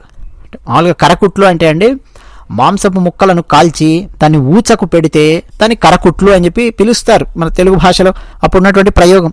ఆ తర్వాత వాటిని రకరకాల పేర్లతో పిలవడం మొదలుపెట్టారు. నువ్వు గనక భోజనం చేయకపోతే ఇక నాకు జీవితం లేదు, నేను నీ పాదాల దగ్గరే నా ప్రాణాలు విడుస్తాను అని చెప్పి ఏడవడం మొదలుపెట్టాడు తిన్నడు. ఇక తిన్నని యొక్క భక్తికి పరమశివుడు మెచ్చుకొని ప్రసన్నుడయ్యి తిన్నడిని ఓదార్చాడు. బాధపడకు తిన్నా అన్నాడు శివుడు. మరి అట్లయితే తిను, నువ్వు తింటే నేను బాధపడను అన్నాడు. సరే సరే లే లే లే ముందులే ఏడవకు అన్నాడు శివుడు. ఇప్పుడు తిన్నడు సంతోషించి ఆ మాంసాన్ని ఆకులలో పెట్టి శివునికి అందించాడు. శివుడు ఆ మాంసాన్ని స్వీకరించాడు. అంటే చాలా ప్రియంగా ఆ మాంసాన్ని ఆరగించాడు. ఒక్కసారి అండి ఆనందం కలిగింది తిన్నడికి. ఆహా, నేను పెట్టిన ఆహారాన్ని శివుడు తిన్నాడు, ఇక పస్తుండాల్సిన అవసరం లేదు మా శివయ్య, నేను ప్రతిరోజు మా శివుడికి మంచి మాంసాన్ని కాల్చి పెడతాను అని చెప్పి అనుకున్నాడు. ఎందుకంటే తాను తినేది తనకు తెలిసిన పద్ధతిలో తనకు తెలిసిన ఆచారంతో తిన్నడు శివుణ్ణి అర్చించే ప్రయత్నం చేస్తూ ఉన్నాడు. ఏమంటే తిన్నడు ఇలా చేశాడు కదా అని చెప్పి మనం అలా చేయవలసినటువంటి అవసరం లేదు. మనం ఏ ఆచార వ్యవహారాలు పద్ధతులతో పరమాత్మను పూజిస్తున్నామో ఆ ఆచార వ్యవహారాలను పాటిస్తే సరిపోతుంది. ఈ మధ్య కొంతమంది కూడా యూట్యూబ్లలో కూడా అక్కడక్కడ చూస్తూ ఉన్నామండి. వామాచారము అనేది కూడా కొంత ఉంటుంది మన భారతదేశంలో. వామాచారంలో భాగంగా మద్యంతో శివుణ్ణి అర్చించే ప్రయత్నం చేయడము, మద్యం తాగడము, తర్వాత వామాచారంలో భాగంగా కొంత శాక్తేయంలో మనకు వామాచారం కనిపిస్తుంది, మద్య మాంసాలతో ఆరాధనలు చేయడము, ఇటువంటివి మనకు కొన్ని కనిపిస్తూ ఉంటాయి. అసలు అటువంటి వాటి జోలికి మీరు వెళ్ళకండి. మీరు మీ ఇంట్లో మీ తల్లిదండ్రులు ఏ పూజా పద్ధతులు, ఆచార వ్యవహారాలు ఏవైతే నేర్పించారో వాటినే పాటించి భక్తితో పరమాత్మను అర్చించే ప్రయత్నం చేయండి. తిన్నడి యొక్క కథ మనకు చదివితే ఏమిటంటే, ఆయనకు ఏమి తెలుసో, ఆయన ఏది తింటూ ఉన్నాడో ఒక నిష్కల్మషమైన నిర్మలమైనటువంటి భక్తితో ఆయన దాన్ని సమర్పిస్తూ ఉన్నాడు. తిన్నడి యొక్క కథ అది మొత్తం వేరు. తిన్నడు ప్రశాంతంగా అక్కడే ఉండి ప్రతిరోజు ఒక జంతువును కొట్టడము, పరమశివునికి ఆ జంతువును కాల్చి నైవేద్యంగా పెట్టడం, ఇది ప్రతిరోజు జరుగుతోంది. శివుణ్ణి సేవిస్తూ ఉన్నాడు. అయితే ఇక్కడ మనకు మరొక పాత్ర ప్రవేశిస్తోంది. ఆయన పేరే శివగోచరుడు. ఒక బ్రాహ్మణుడు ఉన్నాడు, శివబ్రాహ్మణుడు అని చెప్పి పిలిచారు. అంటే శైవ ఆచార సాంప్రదాయాలను పాటించే బ్రాహ్మణుడు అని చెప్పి మనం అర్థం చేసుకోవచ్చు. ఒక శివబ్రాహ్మణుడు, ఆయన పేరు శివగోచరుడు. మరి ఆయన ఎలా పూజిస్తాడు శివుణ్ణి?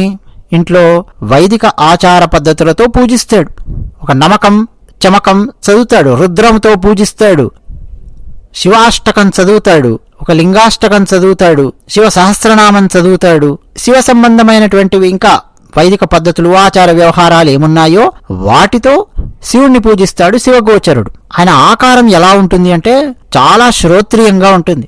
చూడగానే ఒక పవిత్రమైన భావన కలుగుతుంది ఎవరికైనా, అలా ఉంటుంది.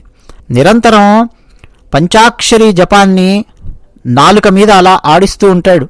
తెలుసు కదా శివపంచాక్షరి మంత్రం ఏమిటో, ఆ మంత్రాన్ని జపిస్తూ ఉంటాడు. తన శరీరానికి విభూతి రేఖలు ధరించి ఉంటాడు శివగోచరుడు. ఇక చక్కగా స్నానం చేసి బయలుదేరాడు. స్నానం చేయడం వల్ల ఆయన శిఖ తడిసి ఉంది.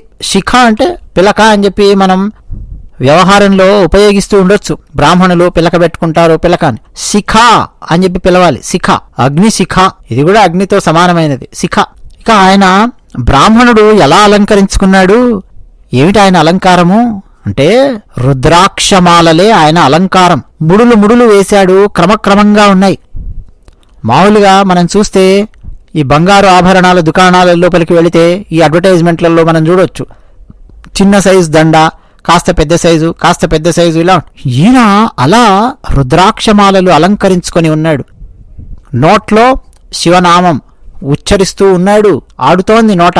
కావి రంగులో ఉన్న ధోవతిని ధరించి ఉన్నాడు. అది చీలమండ దాకా ఉంది ధోవతి. గోచి పోసి అద్భుతంగా ధోవతి కట్టుకొని ఉన్నాడు. భుజం మీద యజ్ఞోపవీతం కనిపిస్తోంది. శివునికి అభిషేకం చేయడం కోసము ఒక కుండ నిండా పాలు తీసుకున్నాడు, అంటే క్షీరాభిషేకం కోసం.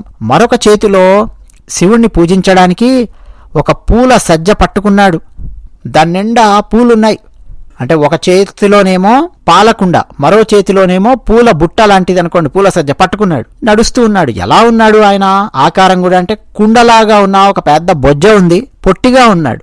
పొట్టి పొట్ట మనం ఊహించుకోవడానికండి ఎలా ఉన్నాడో మనం ఊహించుకోవచ్చు. భుజాల మీద ఉత్తరీయం ధరించి ఉన్నాడు. ఒక శుద్ధ వైదిక ఆచార సాంప్రదాయాలతో విలసిల్లుతూ కనిపిస్తూ ఉన్నాడు శివబ్రాహ్మణుడు. ఇక పాపం ఆ అడవిలో నడుచుకుంటూ కొండాకోనలు దాటుకుంటూ అక్కడికొచ్చాడు. శివలింగాన్ని చూసి ఒక్కసారిగా షాక్ అంటామే స్థాణువైపోయాడు. ఏమిటంటే పరమశివుని యొక్క లింగము నీటి చారికలు కట్టి ఉంది. ఒక పక్క చూస్తే పుల్లి ఆకులు పడి ఉన్న ఎంగిలి ఆకులు, అశుచి అక్కడంతా. మరో పక్క చూస్తే మిగిలిపోయిన మాంసం ముక్కల్లాంటివి కనిపిస్తూ ఉన్నాయి. ఏడ్చాడండి శివబ్రాహ్మణుడు. ఏమిటి శివాలయము ఈ విధంగా తయారయ్యింది? శివుడు ఎక్కడున్నాడో అదే నా ఆలయం, శివాలయం. ఎందుకు ఇలా తయారయ్యింది? ఈ అశుచి ఏమిటి? ఈ దుఃఖాన్ని నేను ఎలా తట్టుకోగలను? ఈ దేవాలయాన్ని అలికి ముగ్గులు పెట్టి అలంకరించి నేను వెళుతూ ఉన్నానే, ఏమిటిలా ఇంత దారుణంగా ఉంది అని చెప్పి బాధపడ్డాడు. స్వచ్ఛమైన జలంతో పరమశివునికి నేను స్నానం చేయిస్తూ ఉంటానే, ఇప్పుడేమిటి ఇలా నీటి చారికలు కట్టి ఉంది? ఆత్మశుద్ధి కలిగినటువంటి ఓ శివ, ఓ దేవా, ఏమిటి ఏమిటి ఈ నీచమైన పని ఎవరు చేశారు? ఈ అసహ్యకరమైన వస్తువులన్నీ ఇక్కడున్నా ఏమిటి? మాంసాదులన్నీ ఇక్కడున్నా ఏమిటి? చేతులతో అసలు నీ శరీరాన్ని నాకు తాకడానికే భయం వేస్తోంది శివ. ఏమిటి ఎవరు చేశారు ఇలా? అసలు నువ్వెలా సహించావు దీన్ని? నిరంతరం ఆత్మశుద్ధితో వెలుగొందుతూ ఉంటావి, అసలు నువ్వెట్లా సహించావు దీన్ని? నీ ప్రదేశమంతా ఇలా చెడిపోతోందేంటి? 7 రోజుల నుంచి ఇదే తంతు. నేనొచ్చి శుభ్రం చేయడము, మళ్ళీ ఎవరో వచ్చి ఈ విధంగా తయారు చేయడం ఏం జరుగుతోంది? నువ్వేమన్నా మాయ నాటకం చేస్తున్నావా శివ? లేదా ఎవరైనా ఈ విధంగా చేస్తున్నారా? శివ, నేను నిన్ను వేడుకుంటున్నాను, నాకు నిజం చెప్పు. ఈ ఆలయాన్ని, పరిశుద్ధంగా ఉండే ఈ ప్రాంతాన్ని ఇంత రోతగా తయారు చేసింది ఎవరు? నీ కుమారుడేమన్నా చేశాడా? నీ మిత్రుడు చేశాడా? నీ భార్యనా? నీ సేవకుడా? అయినా నీకు తెలియకుండా వాళ్ళు ఎవరైనా సరే ఎందుకు చేస్తారు? అసలు వాళ్ళ గురించి ఎందుకు అంటున్నానంటే, వాళ్ళు తప్ప ఇంతటి భయంకరమైన ప్రాంతానికి ఎవరు రాగలుగుతారు? ఎవరు చేశారు చెప్పు? నా దుఃఖం తీరాలి. ఎవరు ఈ దుష్ట కార్యాన్ని చేశారు? శివ, నాకు తెలుసు నువ్వెంతటి భక్తవత్సలుడవో. ఒకప్పుడు పూర్వం ఒకానొక భక్తుడు తన పాత గుడ్డలను తీసుకొనొచ్చి నీ మీద కప్పితే దయతో వాటిని స్వీకరించావు అన్న కథ నేను విన్నాను. ఇంకొక శివభక్తుడు, అతడు తక్కువ కులస్థుడు అని చెప్పి సమాజంలో అతన్ని చులకన చూస్తుంటే అతని పక్కన వచ్చి కూర్చొని నువ్వు భోజనం చేశావు. అందరూ నాకు సమానమే అని చాటించావు. నాకు తెలుసు దానికి సంబంధించిన కథ. సుందరమూర్తి అనే భక్తునికి సంబంధించిన కథ నాకు తెలుసు. సుందరమూర్తి అనే భక్తుడు తన భార్య పరవయ్యారు పొందు కోసం దూతగా పంపితే నువ్వు వెళ్ళావు. శవభస్మాన్ని ఒంటికి పూసుకున్నావు. కపాలంలో భోజనం చేస్తావు. పరమ రోతలను, భయంకరమైన వాటిని నువ్వు సహించావు. అలాంటి నీవు ఈ రోతలను కూడా బహుశా సహించి ఉంటావులే. అయినా శివ, అది నీకు ఇష్టమే కావచ్చు ఇక్కడ జరుగుతున్నది. కానీ నాకు ఆ పాపాత్ముడు ఎవరో చెప్పు. అదే నాకు కావాలి. నువ్వు చెప్పే వరకు నేను ఇక్కడే ఉంటా. నేను నిరాహారిగా ఉంటా, భోజనం చేయను, నా ప్రాణం పోయినా పర్వాలేదు అని అక్కడే కూర్చున్నాడు ఆ శివబ్రాహ్మణుడు. అంటే ఒకసారి ఆలోచించండి మీరు, అంత భయంకరమైన ప్రాంతానికి ఆయన వెళ్ళి ఆయన ఆకారము అదంతా కూడా ఎందుకు చెప్పాడు అని అంటే, అడుగు తీసి అడుగు వేయాలన్నా కానీ కాస్త ఇబ్బంది కలిగేంతటి ఆకారం ఉన్నా కానీ కుండ నిండా పాలు, పూల సజ్జ ఇవన్నీ తీసుకొని ఆ మెట్లెక్కుతూ అడవుల లోపలికి వెళ్ళి అక్కడికి వెళ్ళి శివుణ్ణి అర్చిస్తూ వస్తూ ఉన్నాడు శివగోచరుడు అనే ఆ బ్రాహ్మణుడు. అంటే ఈయన కూడా పరమ భక్తుడు, ఏం సామాన్యుడు కాదు. వెంటనే అండి శివుడు మాట్లాడాడు. శివగోచరా అంటే శివవాణి వినిపించింది శివలింగం నుంచి. శివగోచరా, ఎందుకు నువ్వు బాధపడుతున్నావు? ఎందుకయా దుఃఖిస్తున్నావు? ఒక చెంచు, ఒక ఆయన ఉన్నాడు. ఆ చెంచు వేదాచారానికి భిన్నంగా నన్ను పూజిస్తున్నాడు. మహాభక్తితో పూజిస్తున్నాడు సుమా. అతని మీద నాకు దయ కలిగింది. అందుకే నేను అతని పూజను స్వీకరించాను. ఆ అమాయకమైన పవిత్రమైన భక్తిని నేను స్వీకరించాను. నువ్వు కూడా చూడు, అతని భక్తి ఎలా ఉంటుందో నువ్వు కూడా చూడు, నీకు చూపిస్తాను. నువ్వు నా వెనక కాస్త దాక్కో, అతను తొందరలో ఇక్కడికి వచ్చేస్తున్నాడు, వెళ్ళి దాక్కో అని చెప్పి ఆ శివగోచరునికి చెప్పాడు. అది శివుడి ఆజ్ఞ. వెంటనే శివబ్రాహ్మణుడు తలూపి సరే ప్రభు అని శివుని వెనక వెళ్ళి అక్కడ దాక్కున్నాడు, చూస్తూ ఉన్నాడు. ఈలోపు తిన్నాడు, అక్కడికి వచ్చాడు. అంతకుముందు అక్కడ ఉన్నటువంటి పూజా ద్రవ్యాలు అవన్నీ ఉంటాయి కదా, వాటిని తన కాలి చెప్పుతో తొలగించాడు. పుక్కిట్లో పట్టుకొని తెచ్చినటువంటి ఎంగిలి నీటితో శివలింగం మీద ఊసి స్నానం చేయించాడు. తాను తీసుకొని వచ్చినటువంటి పత్రి దాన్ని శివలింగం మీద ఉంచాడు. వేటాడి తీసుకొనొచ్చిన అడవి పంది మాంసపు ముక్కల్ని, కాల్చి తెచ్చినటువంటి మాంసపు ముక్కల్ని భోజనం చెయ్యి అని చెప్పి శివుడి ముందు పెట్టాడు. అయితే ఇప్పుడు శివుడు ఆ మాంసాన్ని తినలేదు. తినడానికి బాధ కలిగింది. ఎందుకు తినలేదు శివ అని చెప్పి చూస్తూ ఉంటే శివుని యొక్క కళ్ళ నుంచి నీళ్లు బొటబొటా కారడం ప్రారంభం అయ్యింది. అది చూసి తిన్నడికి ఆందోళన కలిగింది. ఇదేమిటి, శివుని యొక్క ఒక కంటి నుంచి నీళ్లు కారుతున్నాయేమిటి? ఓహో, బహుశా ఇప్పుడు శివుని కంటికి నొప్పి కలగడం వల్ల ఈ మాంసాన్ని తినడం లేదేమో. ఖచ్చితంగా దీనికి మందు వెయ్యాల్సిందే. మన దగ్గర మందులుండవా? మందులు మన దగ్గర ఉంటాయి శివా, నేను తెస్తాను, నాకు తెలుసు అని చెప్పి ఇక ఒక మనిషికి కళ్లల్లో నుంచి నీళ్లు కారుతూ కంటిలో సమస్య ఉంటే ఏ విధంగా ఒక వైద్యుడు లేదు ఒక తల్లి ఏ విధంగా అయితే సేవ చేస్తుందో, ఒక వైద్యుడు ఏ విధంగా అయితే సేవ చేస్తాడో అలా తిన్నడు సేవ చేయడం మొదలుపెట్టాడు.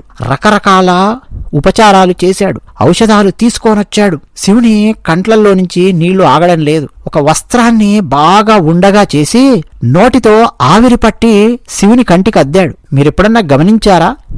మాకైతే చిన్నప్పుడు చేసేవాళ్ళండి. కన్ను ఏమన్నా ఇబ్బందిగా ఉంది అనగానే మా అమ్మగారు తన చీర కొంగును ఒక ఉండలాగా అలా తయారు చేసి ఉఫ్ ఉఫ్ అని ఊది ఒక నీటి ఆవిరి వచ్చి అది వేడెక్కగానే కన్ను మీద పెట్టడము, ఇలాంటివి చేస్తూ ఉండేవారు. ఇప్పట్లో చేస్తున్నారో లేదో నాకైతే తెలియదు, కానీ మా చిన్నప్పుడు చేస్తూ ఉండేవాళ్ళు. చూడండి, ఎప్పటిది కాళహస్తీశ్వర మహత్యము దూర్జటి అప్పుడు రాశాడు. అంటే ఎప్పటి నుంచి వస్తున్నాయో చూడండి ఇవన్నీ కూడా మన దగ్గర, ఇటువంటి వైద్యాలు ఇవన్నీ. శివునికి అట్లా కంటికి అద్దాడు. అస్సలు నీళ్లు ఆగడం లేదు. కళ్ళ యొక్క చివరి భాగాలను తన చిటికెన వేలి క్రింది భాగంతో రాపిడిలాగా చేసి కంటి భాగంలో మెల్లిగా పెట్టాడు. తగ్గడం లేదు నీరు. సరే, తంగేడాకు పెడితే తగ్గుతుందని మా అక్క చెప్పింది, ఒకప్పుడు నేను తీసుకొస్తానని పరిగెత్తుకెళ్లి తంగేడాకు తీసుకొచ్చి మెత్తాడు. చుట్టూ తగ్గట్లా. ఇంకా ఆలోచించాడు. కరక్కాయ నిమ్మపండు రసం నూరి తీసుకొనొచ్చి కంటి పక్కన చుట్టూ పట్టు వేస్తే తగ్గుతుంది అని చెప్పి కరక్కాయ నిమ్మపండు ఎత్తుకొచ్చి రసం తయారు చేసి పెట్టాడు. ఆహా, నీళ్లు ఆగడం లేదు. తెల్ల దింటన పూలు అని ఉంటాయి, వాటిని తీసుకొనొచ్చి దాని రసాన్ని కంటిలో పోసాడు. తగ్గట్లా. కలివే పూలు అని చెప్పి దొరుకుతాయి, వాటిని కోసి తీసుకొనొచ్చి రసాన్ని కంట్లో పిండాడు. పేరిన నెయ్యి తీసుకొనొచ్చాడు, ఆ చుట్టుపక్కల ఉన్నటువంటి గూడాల లోపలికి వెళ్ళి తీసుకొనొచ్చాడు, కంట్లో పెట్టాడు. తగ్గలా. పెరుగు ఒత్తులు తీసుకొనొచ్చాడు. తగ్గలా. ఇలా కాదు అని చెప్పి చుట్టుపక్కల మళ్ళీ గూడాల లోపలికి పరిగెత్తుకొని వెళ్ళాడు. అక్కడ ప్రసవించి ఉన్నటువంటి వాళ్ళు, లేదు మరీ చిన్నపిల్లలు ఉంటారు కదా, వాళ్ళకి పాలిచ్చే తల్లులు ఉంటారు కదా, వాళ్ళ దగ్గరికి వెళ్ళి అక్క ఇట్లా కళ్ళల్లో మా శివయ్యకు నీళ్లు గారుతున్నాయి, కాస్త చనుబాలు అక్క అని చెప్పి అడిగాడు. ఇచ్చేవాళ్ళు. వాళ్ళు కళ్ళల్లో చనుబాలు వేసేవాళ్ళు అండి. చనుబాలను కూడా ఇట్లా చికిత్సలలో ఉపయోగించడం మనం చూడొచ్చు. ఆ చనుబాలతో శంఖాన్ని పట్టి బాగా నూరి దాన్ని ఒక గంధంలాగా తయారు చేసి కంటికి పూశాడు. తగ్గట్లేదు నీళ్లు. శివుడి కళ్ళల్లో నీళ్లు కారుతూ ఉన్నాయి. ఇట్లా తనకు తెలిసిన మందులు, తన ఇంట్లో తన తల్లిదండ్రులు చేసినవి, తన పక్కింటి వాళ్ళు తనకు చెప్పినవి, వైద్యులు తనకు చెప్పినవి, తనకు తెలిసినవి అన్నీ అండి. మందులు ఎన్ని తనకు తెలుసో అన్నీ తీసుకొని వచ్చాడు. కొన్ని మందులు తానే రకరకాల గూడాలకెళ్ళి అడిగి మరీ తీసుకొని వచ్చాడు. అడవిలో ఉండే మందులు తెచ్చి ఉపయోగించాడు. అయినా సరే శివుని కంట్లో నుంచి నీళ్లు కారడం ఆగడం లేదు. ఈసారి రక్తం కారడం మొదలయ్యింది. పదే ఆ మందులను ప్రయోగించాడు, అయినా ఆగట్లా. ధూర్జటి ఏమన్నాడంటే అండి, ఆ మందులన్నీ ఒక నీటి ప్రవాహంలో గనక చింతపండు తీసుకెళ్లి వేస్తే ఏమవుతుంది? అది వ్యర్థం అయిపోతుంది.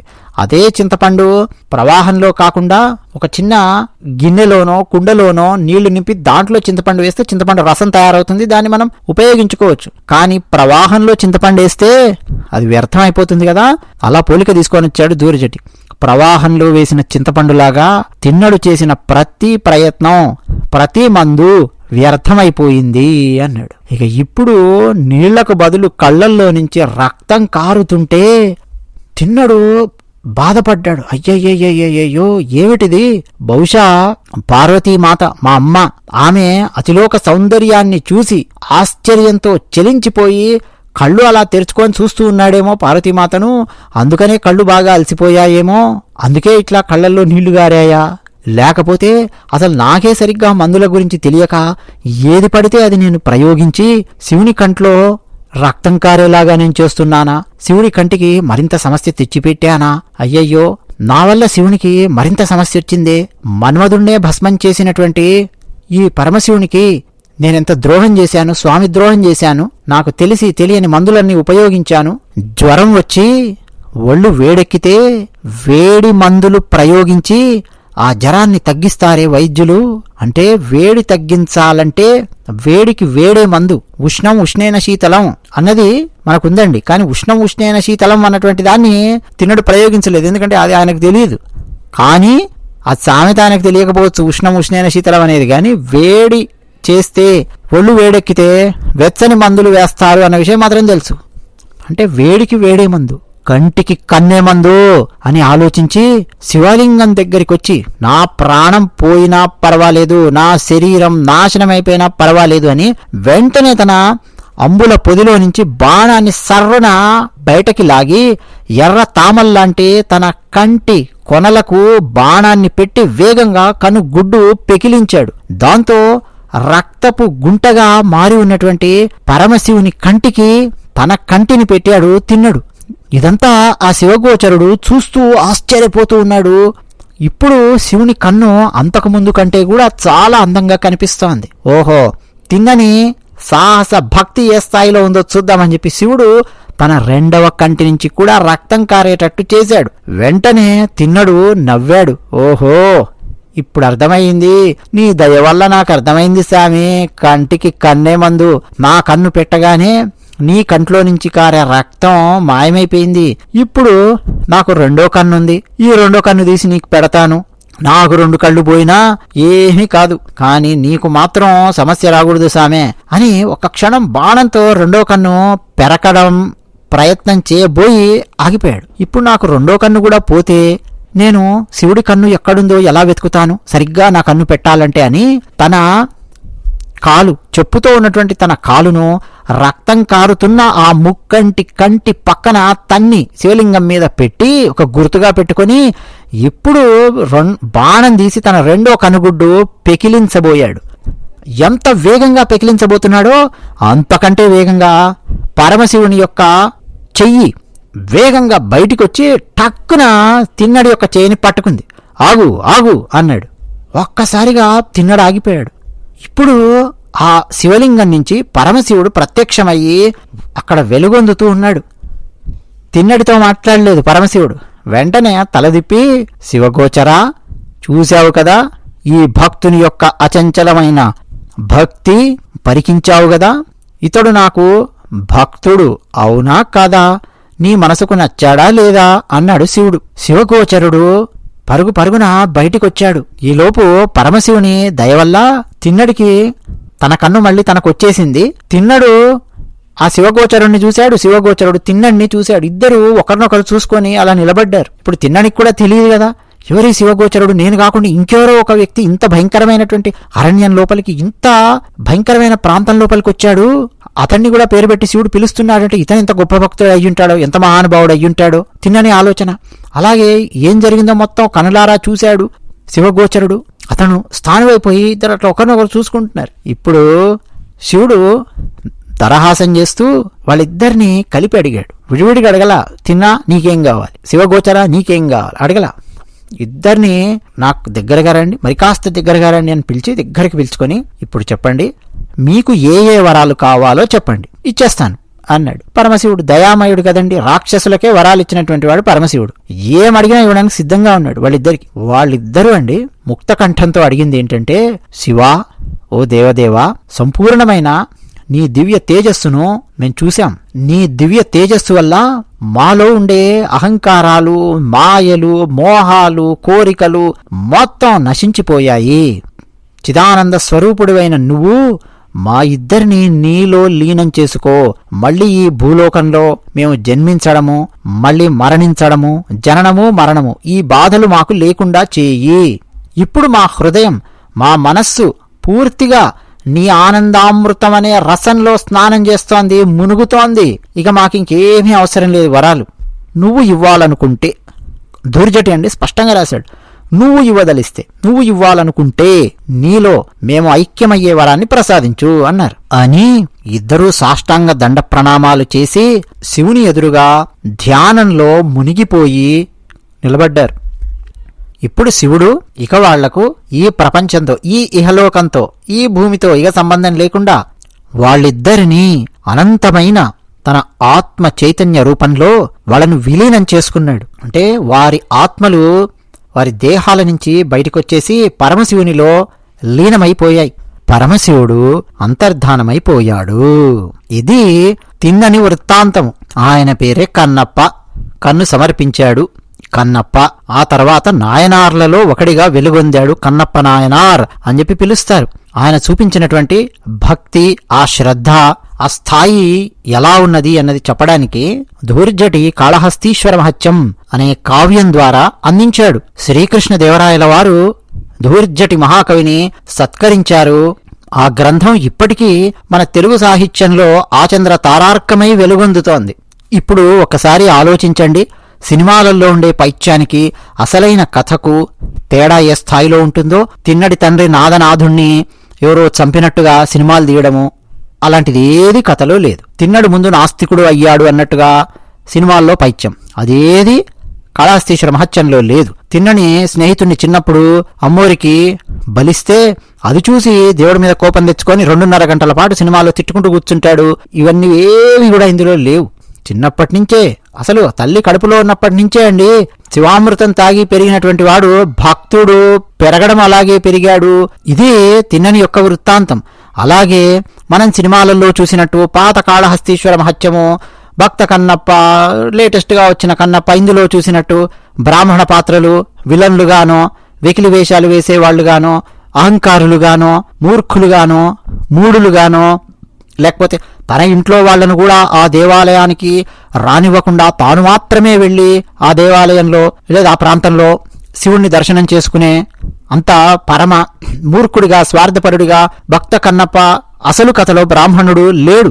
అసలు ఫస్ట్ ఆఫ్ ఆల్ అక్కడి దాకా వెళ్ళాలి, ఆ అరణ్యంలో భయంకరమైన ప్రాంతం లోపలికి వెళ్ళాలి అని అంటేనే సామాన్యులెవరూ అంత సులభంగా వెళ్ళలేనటువంటి ప్రాంతం. అయినా సరే వదిలేయకుండా అయ్యో అక్కడున్నాడే శివుడు అని చెప్పి ఇంత పెద్ద కుండ నిండా పాలు, ఒక పూల సజ్జ తీసుకొని వెళ్ళి పరమశివుణ్ణి అర్చించుకుంటూ వస్తూ ఉన్నాడు బ్రాహ్మడు. అతనంటే శివునికి మక్కువ. అందుకే వెంటనే మాట్లాడాడు, ఇప్పుడు నీకు సందేహం కలిగింది కదా శివగోచరా, దా నువ్వు ఇక్కడ నా వెనక దాక్కో, నీ సందేహం ఇప్పుడే తీరుస్తాను అని చెప్పి శివగోచరుని యొక్క సందేహాన్ని తీర్చడానికి, కన్నప్ప భక్తి ఏ విధంగా ఉంటుందో చాటి చెప్పడానికి పరమశివుడు ఆ లీల చూపించాడు అంటేనే మనకు అర్థమవుతోంది. ఇక్కడ బ్రాహ్మణుడు ఏమీ విలను కాదు, మూర్ఖుడు కాదు, స్వార్థపరుడు కాదు. మరి సినిమాలలో ఎలా చూపించుకుంటూ వచ్చారండి? ఇక కన్నప్పని పెట్టి రొమాన్సులు చేయించడాలు అవన్నీ కూడా మనం చూడొచ్చు ఈ సినిమాలలో. ఈ దిక్కుమాలిన దరిద్రాలు. శృంగారం రాశాడు ధూర్జటి. నిజానికి ధూర్జటికే పేరు, మంచి శృంగార పురుషుడు అన్నటువంటి పేరుంది ధూర్జటికి. సరే మనం అక్కడి దాకా వెళ్ళట్లేదు ఈ వీడియోలో కానీ ధూర్జటి కన్నప్పకు పెళ్లి చేసి ఆ కన్నప్ప భార్యతో శృంగారాలు ఇవన్నీ ఏమీ ధూర్జటి రాయలేదు. గూడెం నుంచి వెలయ్యడాలు, లేకపోతే గూడెం నుంచి వెళ్ళిపోవడాలు, ఇంకెక్కడో ఉండడాలు, మళ్ళీ ఈ కన్నప్పకు విలన్ని పెట్టడాలు. ఎంత అండి పైత్యం! జస్ట్ ఎడ్రినలిన్ రష్ కోసము, చూసే వ్యూవర్స్ బాడీలో ఎడ్రినలిన్ రష్ ఎంత ఎక్కువగా ఇవ్వగలిగితే అంత ఎక్కువగా సినిమాలు హిట్ అవుతూ ఉంటాయి. కాబట్టి దానికోసం అని చెప్పి ఇక ఎలివేషన్ షాట్స్, ఎలివేషన్ సీన్స్ తీయడానికి అనవసరమైన ఫైట్స్, అనవసరమైనటువంటి చెత్త చెదారం మొత్తం నింపి లాస్ట్కి ఏదో చిట్టి చివరి అరగంట ఆ భక్తికి సంబంధించింది ఏదో మనకు ఆ కన్నప్ప కథ చూపించేసి ఇదే మొత్తం కన్నప్ప కథ నమ్మేయండి అంటే ఎట్లా అండి? మళ్ళీ ఇది పూర్తి కన్నప్ప కథ కాదు, కల్పితము అని చెప్పి వేస్తారు ముందు. మరి కల్పితం అని చెప్పి వేసినప్పుడు దానికి కన్నప్ప అని చెప్పి పేరు పెట్టాల్సిన అవసరం ఏముంది? ఇంకేదో అప్ప అని చెప్పి పేరు పెట్టుకోవచ్చు. కన్నప్ప కథ ఎందుకు తీయాలి? వేరే కథ తీసుకో, ఏం వద్దనట్లేదు కదా. వేరే చక్కగా భక్తి కథ ఇంకేదైనా తీసుకో. బాహుబలి అని చెప్పి సినిమా తీశారు, దాన్ని ఎవరైనా సరే ఫలానా దాంతో కంపేర్ చేసి విమర్శించే పరిస్థితి ఉందంటే లేదు. ఎందుకంటే బాహుబలి అనేది ఒక ఫోక్లోర్, ఒక జానపదం. అది ఎక్కడ కూడా లేదు. జానపద కథలు చాలా ఉంటాయి కదా. మనకు విఠలాచార్య సినిమా టైంలో జానపద కథలు వచ్చేవి. సింహాసనం అని కృష్ణ గారు జానపద కథ తీశారు. జానపద కథ నీ ఇష్టం, నీ ఊహను ఎంతైనా తీసుకో, ఎంత అద్భుతంగానన్నా తీసుకో, ప్రేక్షకులు మెచ్చుకుంటారు. సీన్స్ బాగాలేకపోతే విమర్శిస్తారు, అది వేరే కథ. కానీ నీకు ఆల్రెడీ ఒక ఉద్గ్రంథం సిద్ధంగా ఉన్నప్పుడు, కావ్యం సిద్ధంగా ఉన్నప్పుడు యాజ్ ఇట్ ఈజ్ గా ఆ కావ్యాన్ని అధ్యయనం చేసి దాన్ని చాలా చక్కగా ఎంత అద్భుతంగా తీస్తావో తీసే ప్రయత్నం చేయొచ్చు కదా. అందులో లేని పైత్యాలన్నీ తీసే ప్రయత్నం చేయడం ఎందుకు? ఇప్పుడు నేను ఈ వీడియో పెట్టాను, ఎంతమంది ఈ వీడియో చూస్తారో చూడండి. చాలా తక్కువ మంది చూస్తారు వీడియో. పైగా నేను పద్యాలు అవన్నీ నేను చెప్పలా, పద్యాలతో సహా చాలా అద్భుతంగా ఇంకా వర్ణనలు అవన్నీ నేను చెప్పాలంటే 3-4 వీడియోలు అవుతుంది. అసలు ఆ వీడియోలో అలా పద్యాలతో సహా చెప్తే చూస్తారో లేదో నాకైతే తెలియదు. ఆ నమ్మకం అయితే నాకు లేదు, పోయింది నమ్మకం. ఎందుకంటే నేను సింహాసన ద్వాత్రింశిక గ్రంథం పద్యాలతో సహా చెప్పే ప్రయత్నం చేసినప్పుడు మధ్య మధ్యలో పద్యాలు ఎందుకండి, పద్యాలు వద్దండి, పద్యాలొద్దు, వర్ణనొద్దు, అదొద్దు, ఇదొద్దు, ఇవన్నీ నాకు కామెంట్ సెక్షన్ లోపల అది చూసిన తర్వాత వీళ్ళ కథ నేరేట్ చేస్తే సరిపోతుంది, పద్యాలు అవసరం లేదా అన్నటువంటి భావన కలిగింది. పోనీ ఆ కథ అయినా కానీ ఉన్నది ఉన్నట్టు చూపించే ప్రయత్నం చేయొచ్చు కదండి సినిమాలలో. మనకు ఆల్రెడీ ఒకటి ఉన్నప్పుడు. ఒకటి లేదనుకోండి, ఒక కథ లేదు, నువ్వు తయారు చేసుకుంటున్నావు, నువ్వు తీస్తున్నావు అనుకో, నీ ఇష్టం వచ్చినట్టు తీసుకో, బాగుందా బాలేదో జనం చెప్తారు. కానీ ఇప్పుడు ఏమవుతుందంటే కన్నప్ప కథ ఇదే, సినిమాలో చూపించింది నిజమో అని చెప్పి నమ్మే పరిస్థితులు దాపురిస్తాయి. రామాయణాన్ని, మహాభారతాన్ని అలాగే వక్రీకరించి సినిమాలు తీసినటువంటి వాళ్ళు ఉన్నారు. ఇప్పుడు నిజంగా మహాభారతంలో ఏముందో చెప్తే జనాలు నమ్మనటువంటి పరిస్థితి. సినిమాలో చూపించే మహాభారతమే కరెక్ట్ అని చెప్పి అనుకుంటున్నటువంటి పరిస్థితి. సినిమా యాక్టర్ ఎంత బాగా యాక్ట్ చేస్తే, సినిమా డైలాగ్ రైటర్ ఎంత బాగా డైలాగ్స్ రాస్తే, సినిమా డైరెక్టర్ ఎంత బాగా ఎలివేషన్ షాట్స్ తీస్తే ఆ మాయలో, ఆ మత్తులో పడిపోయి అదే నిజమని చెప్పి నమ్మే భ్రమలో ఉన్నారు. అందుకనే అండి ఇప్పటిదాకా మనం చెప్పుకున్నది భక్త కన్నప్ప కథ ఎక్కడ డీవియేట్ అవ్వకుండా యాజ్ ఇట్ ఈజ్ గా కథలో ఏముందో చెప్పే ప్రయత్నం చేశాను నేను. అందులో లేనిదేది నేను చెప్పలేదు.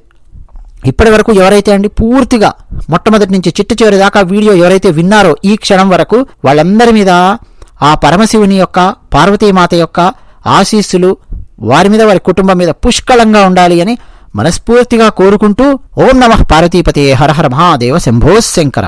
జై శ్రీమన్నారాయణ.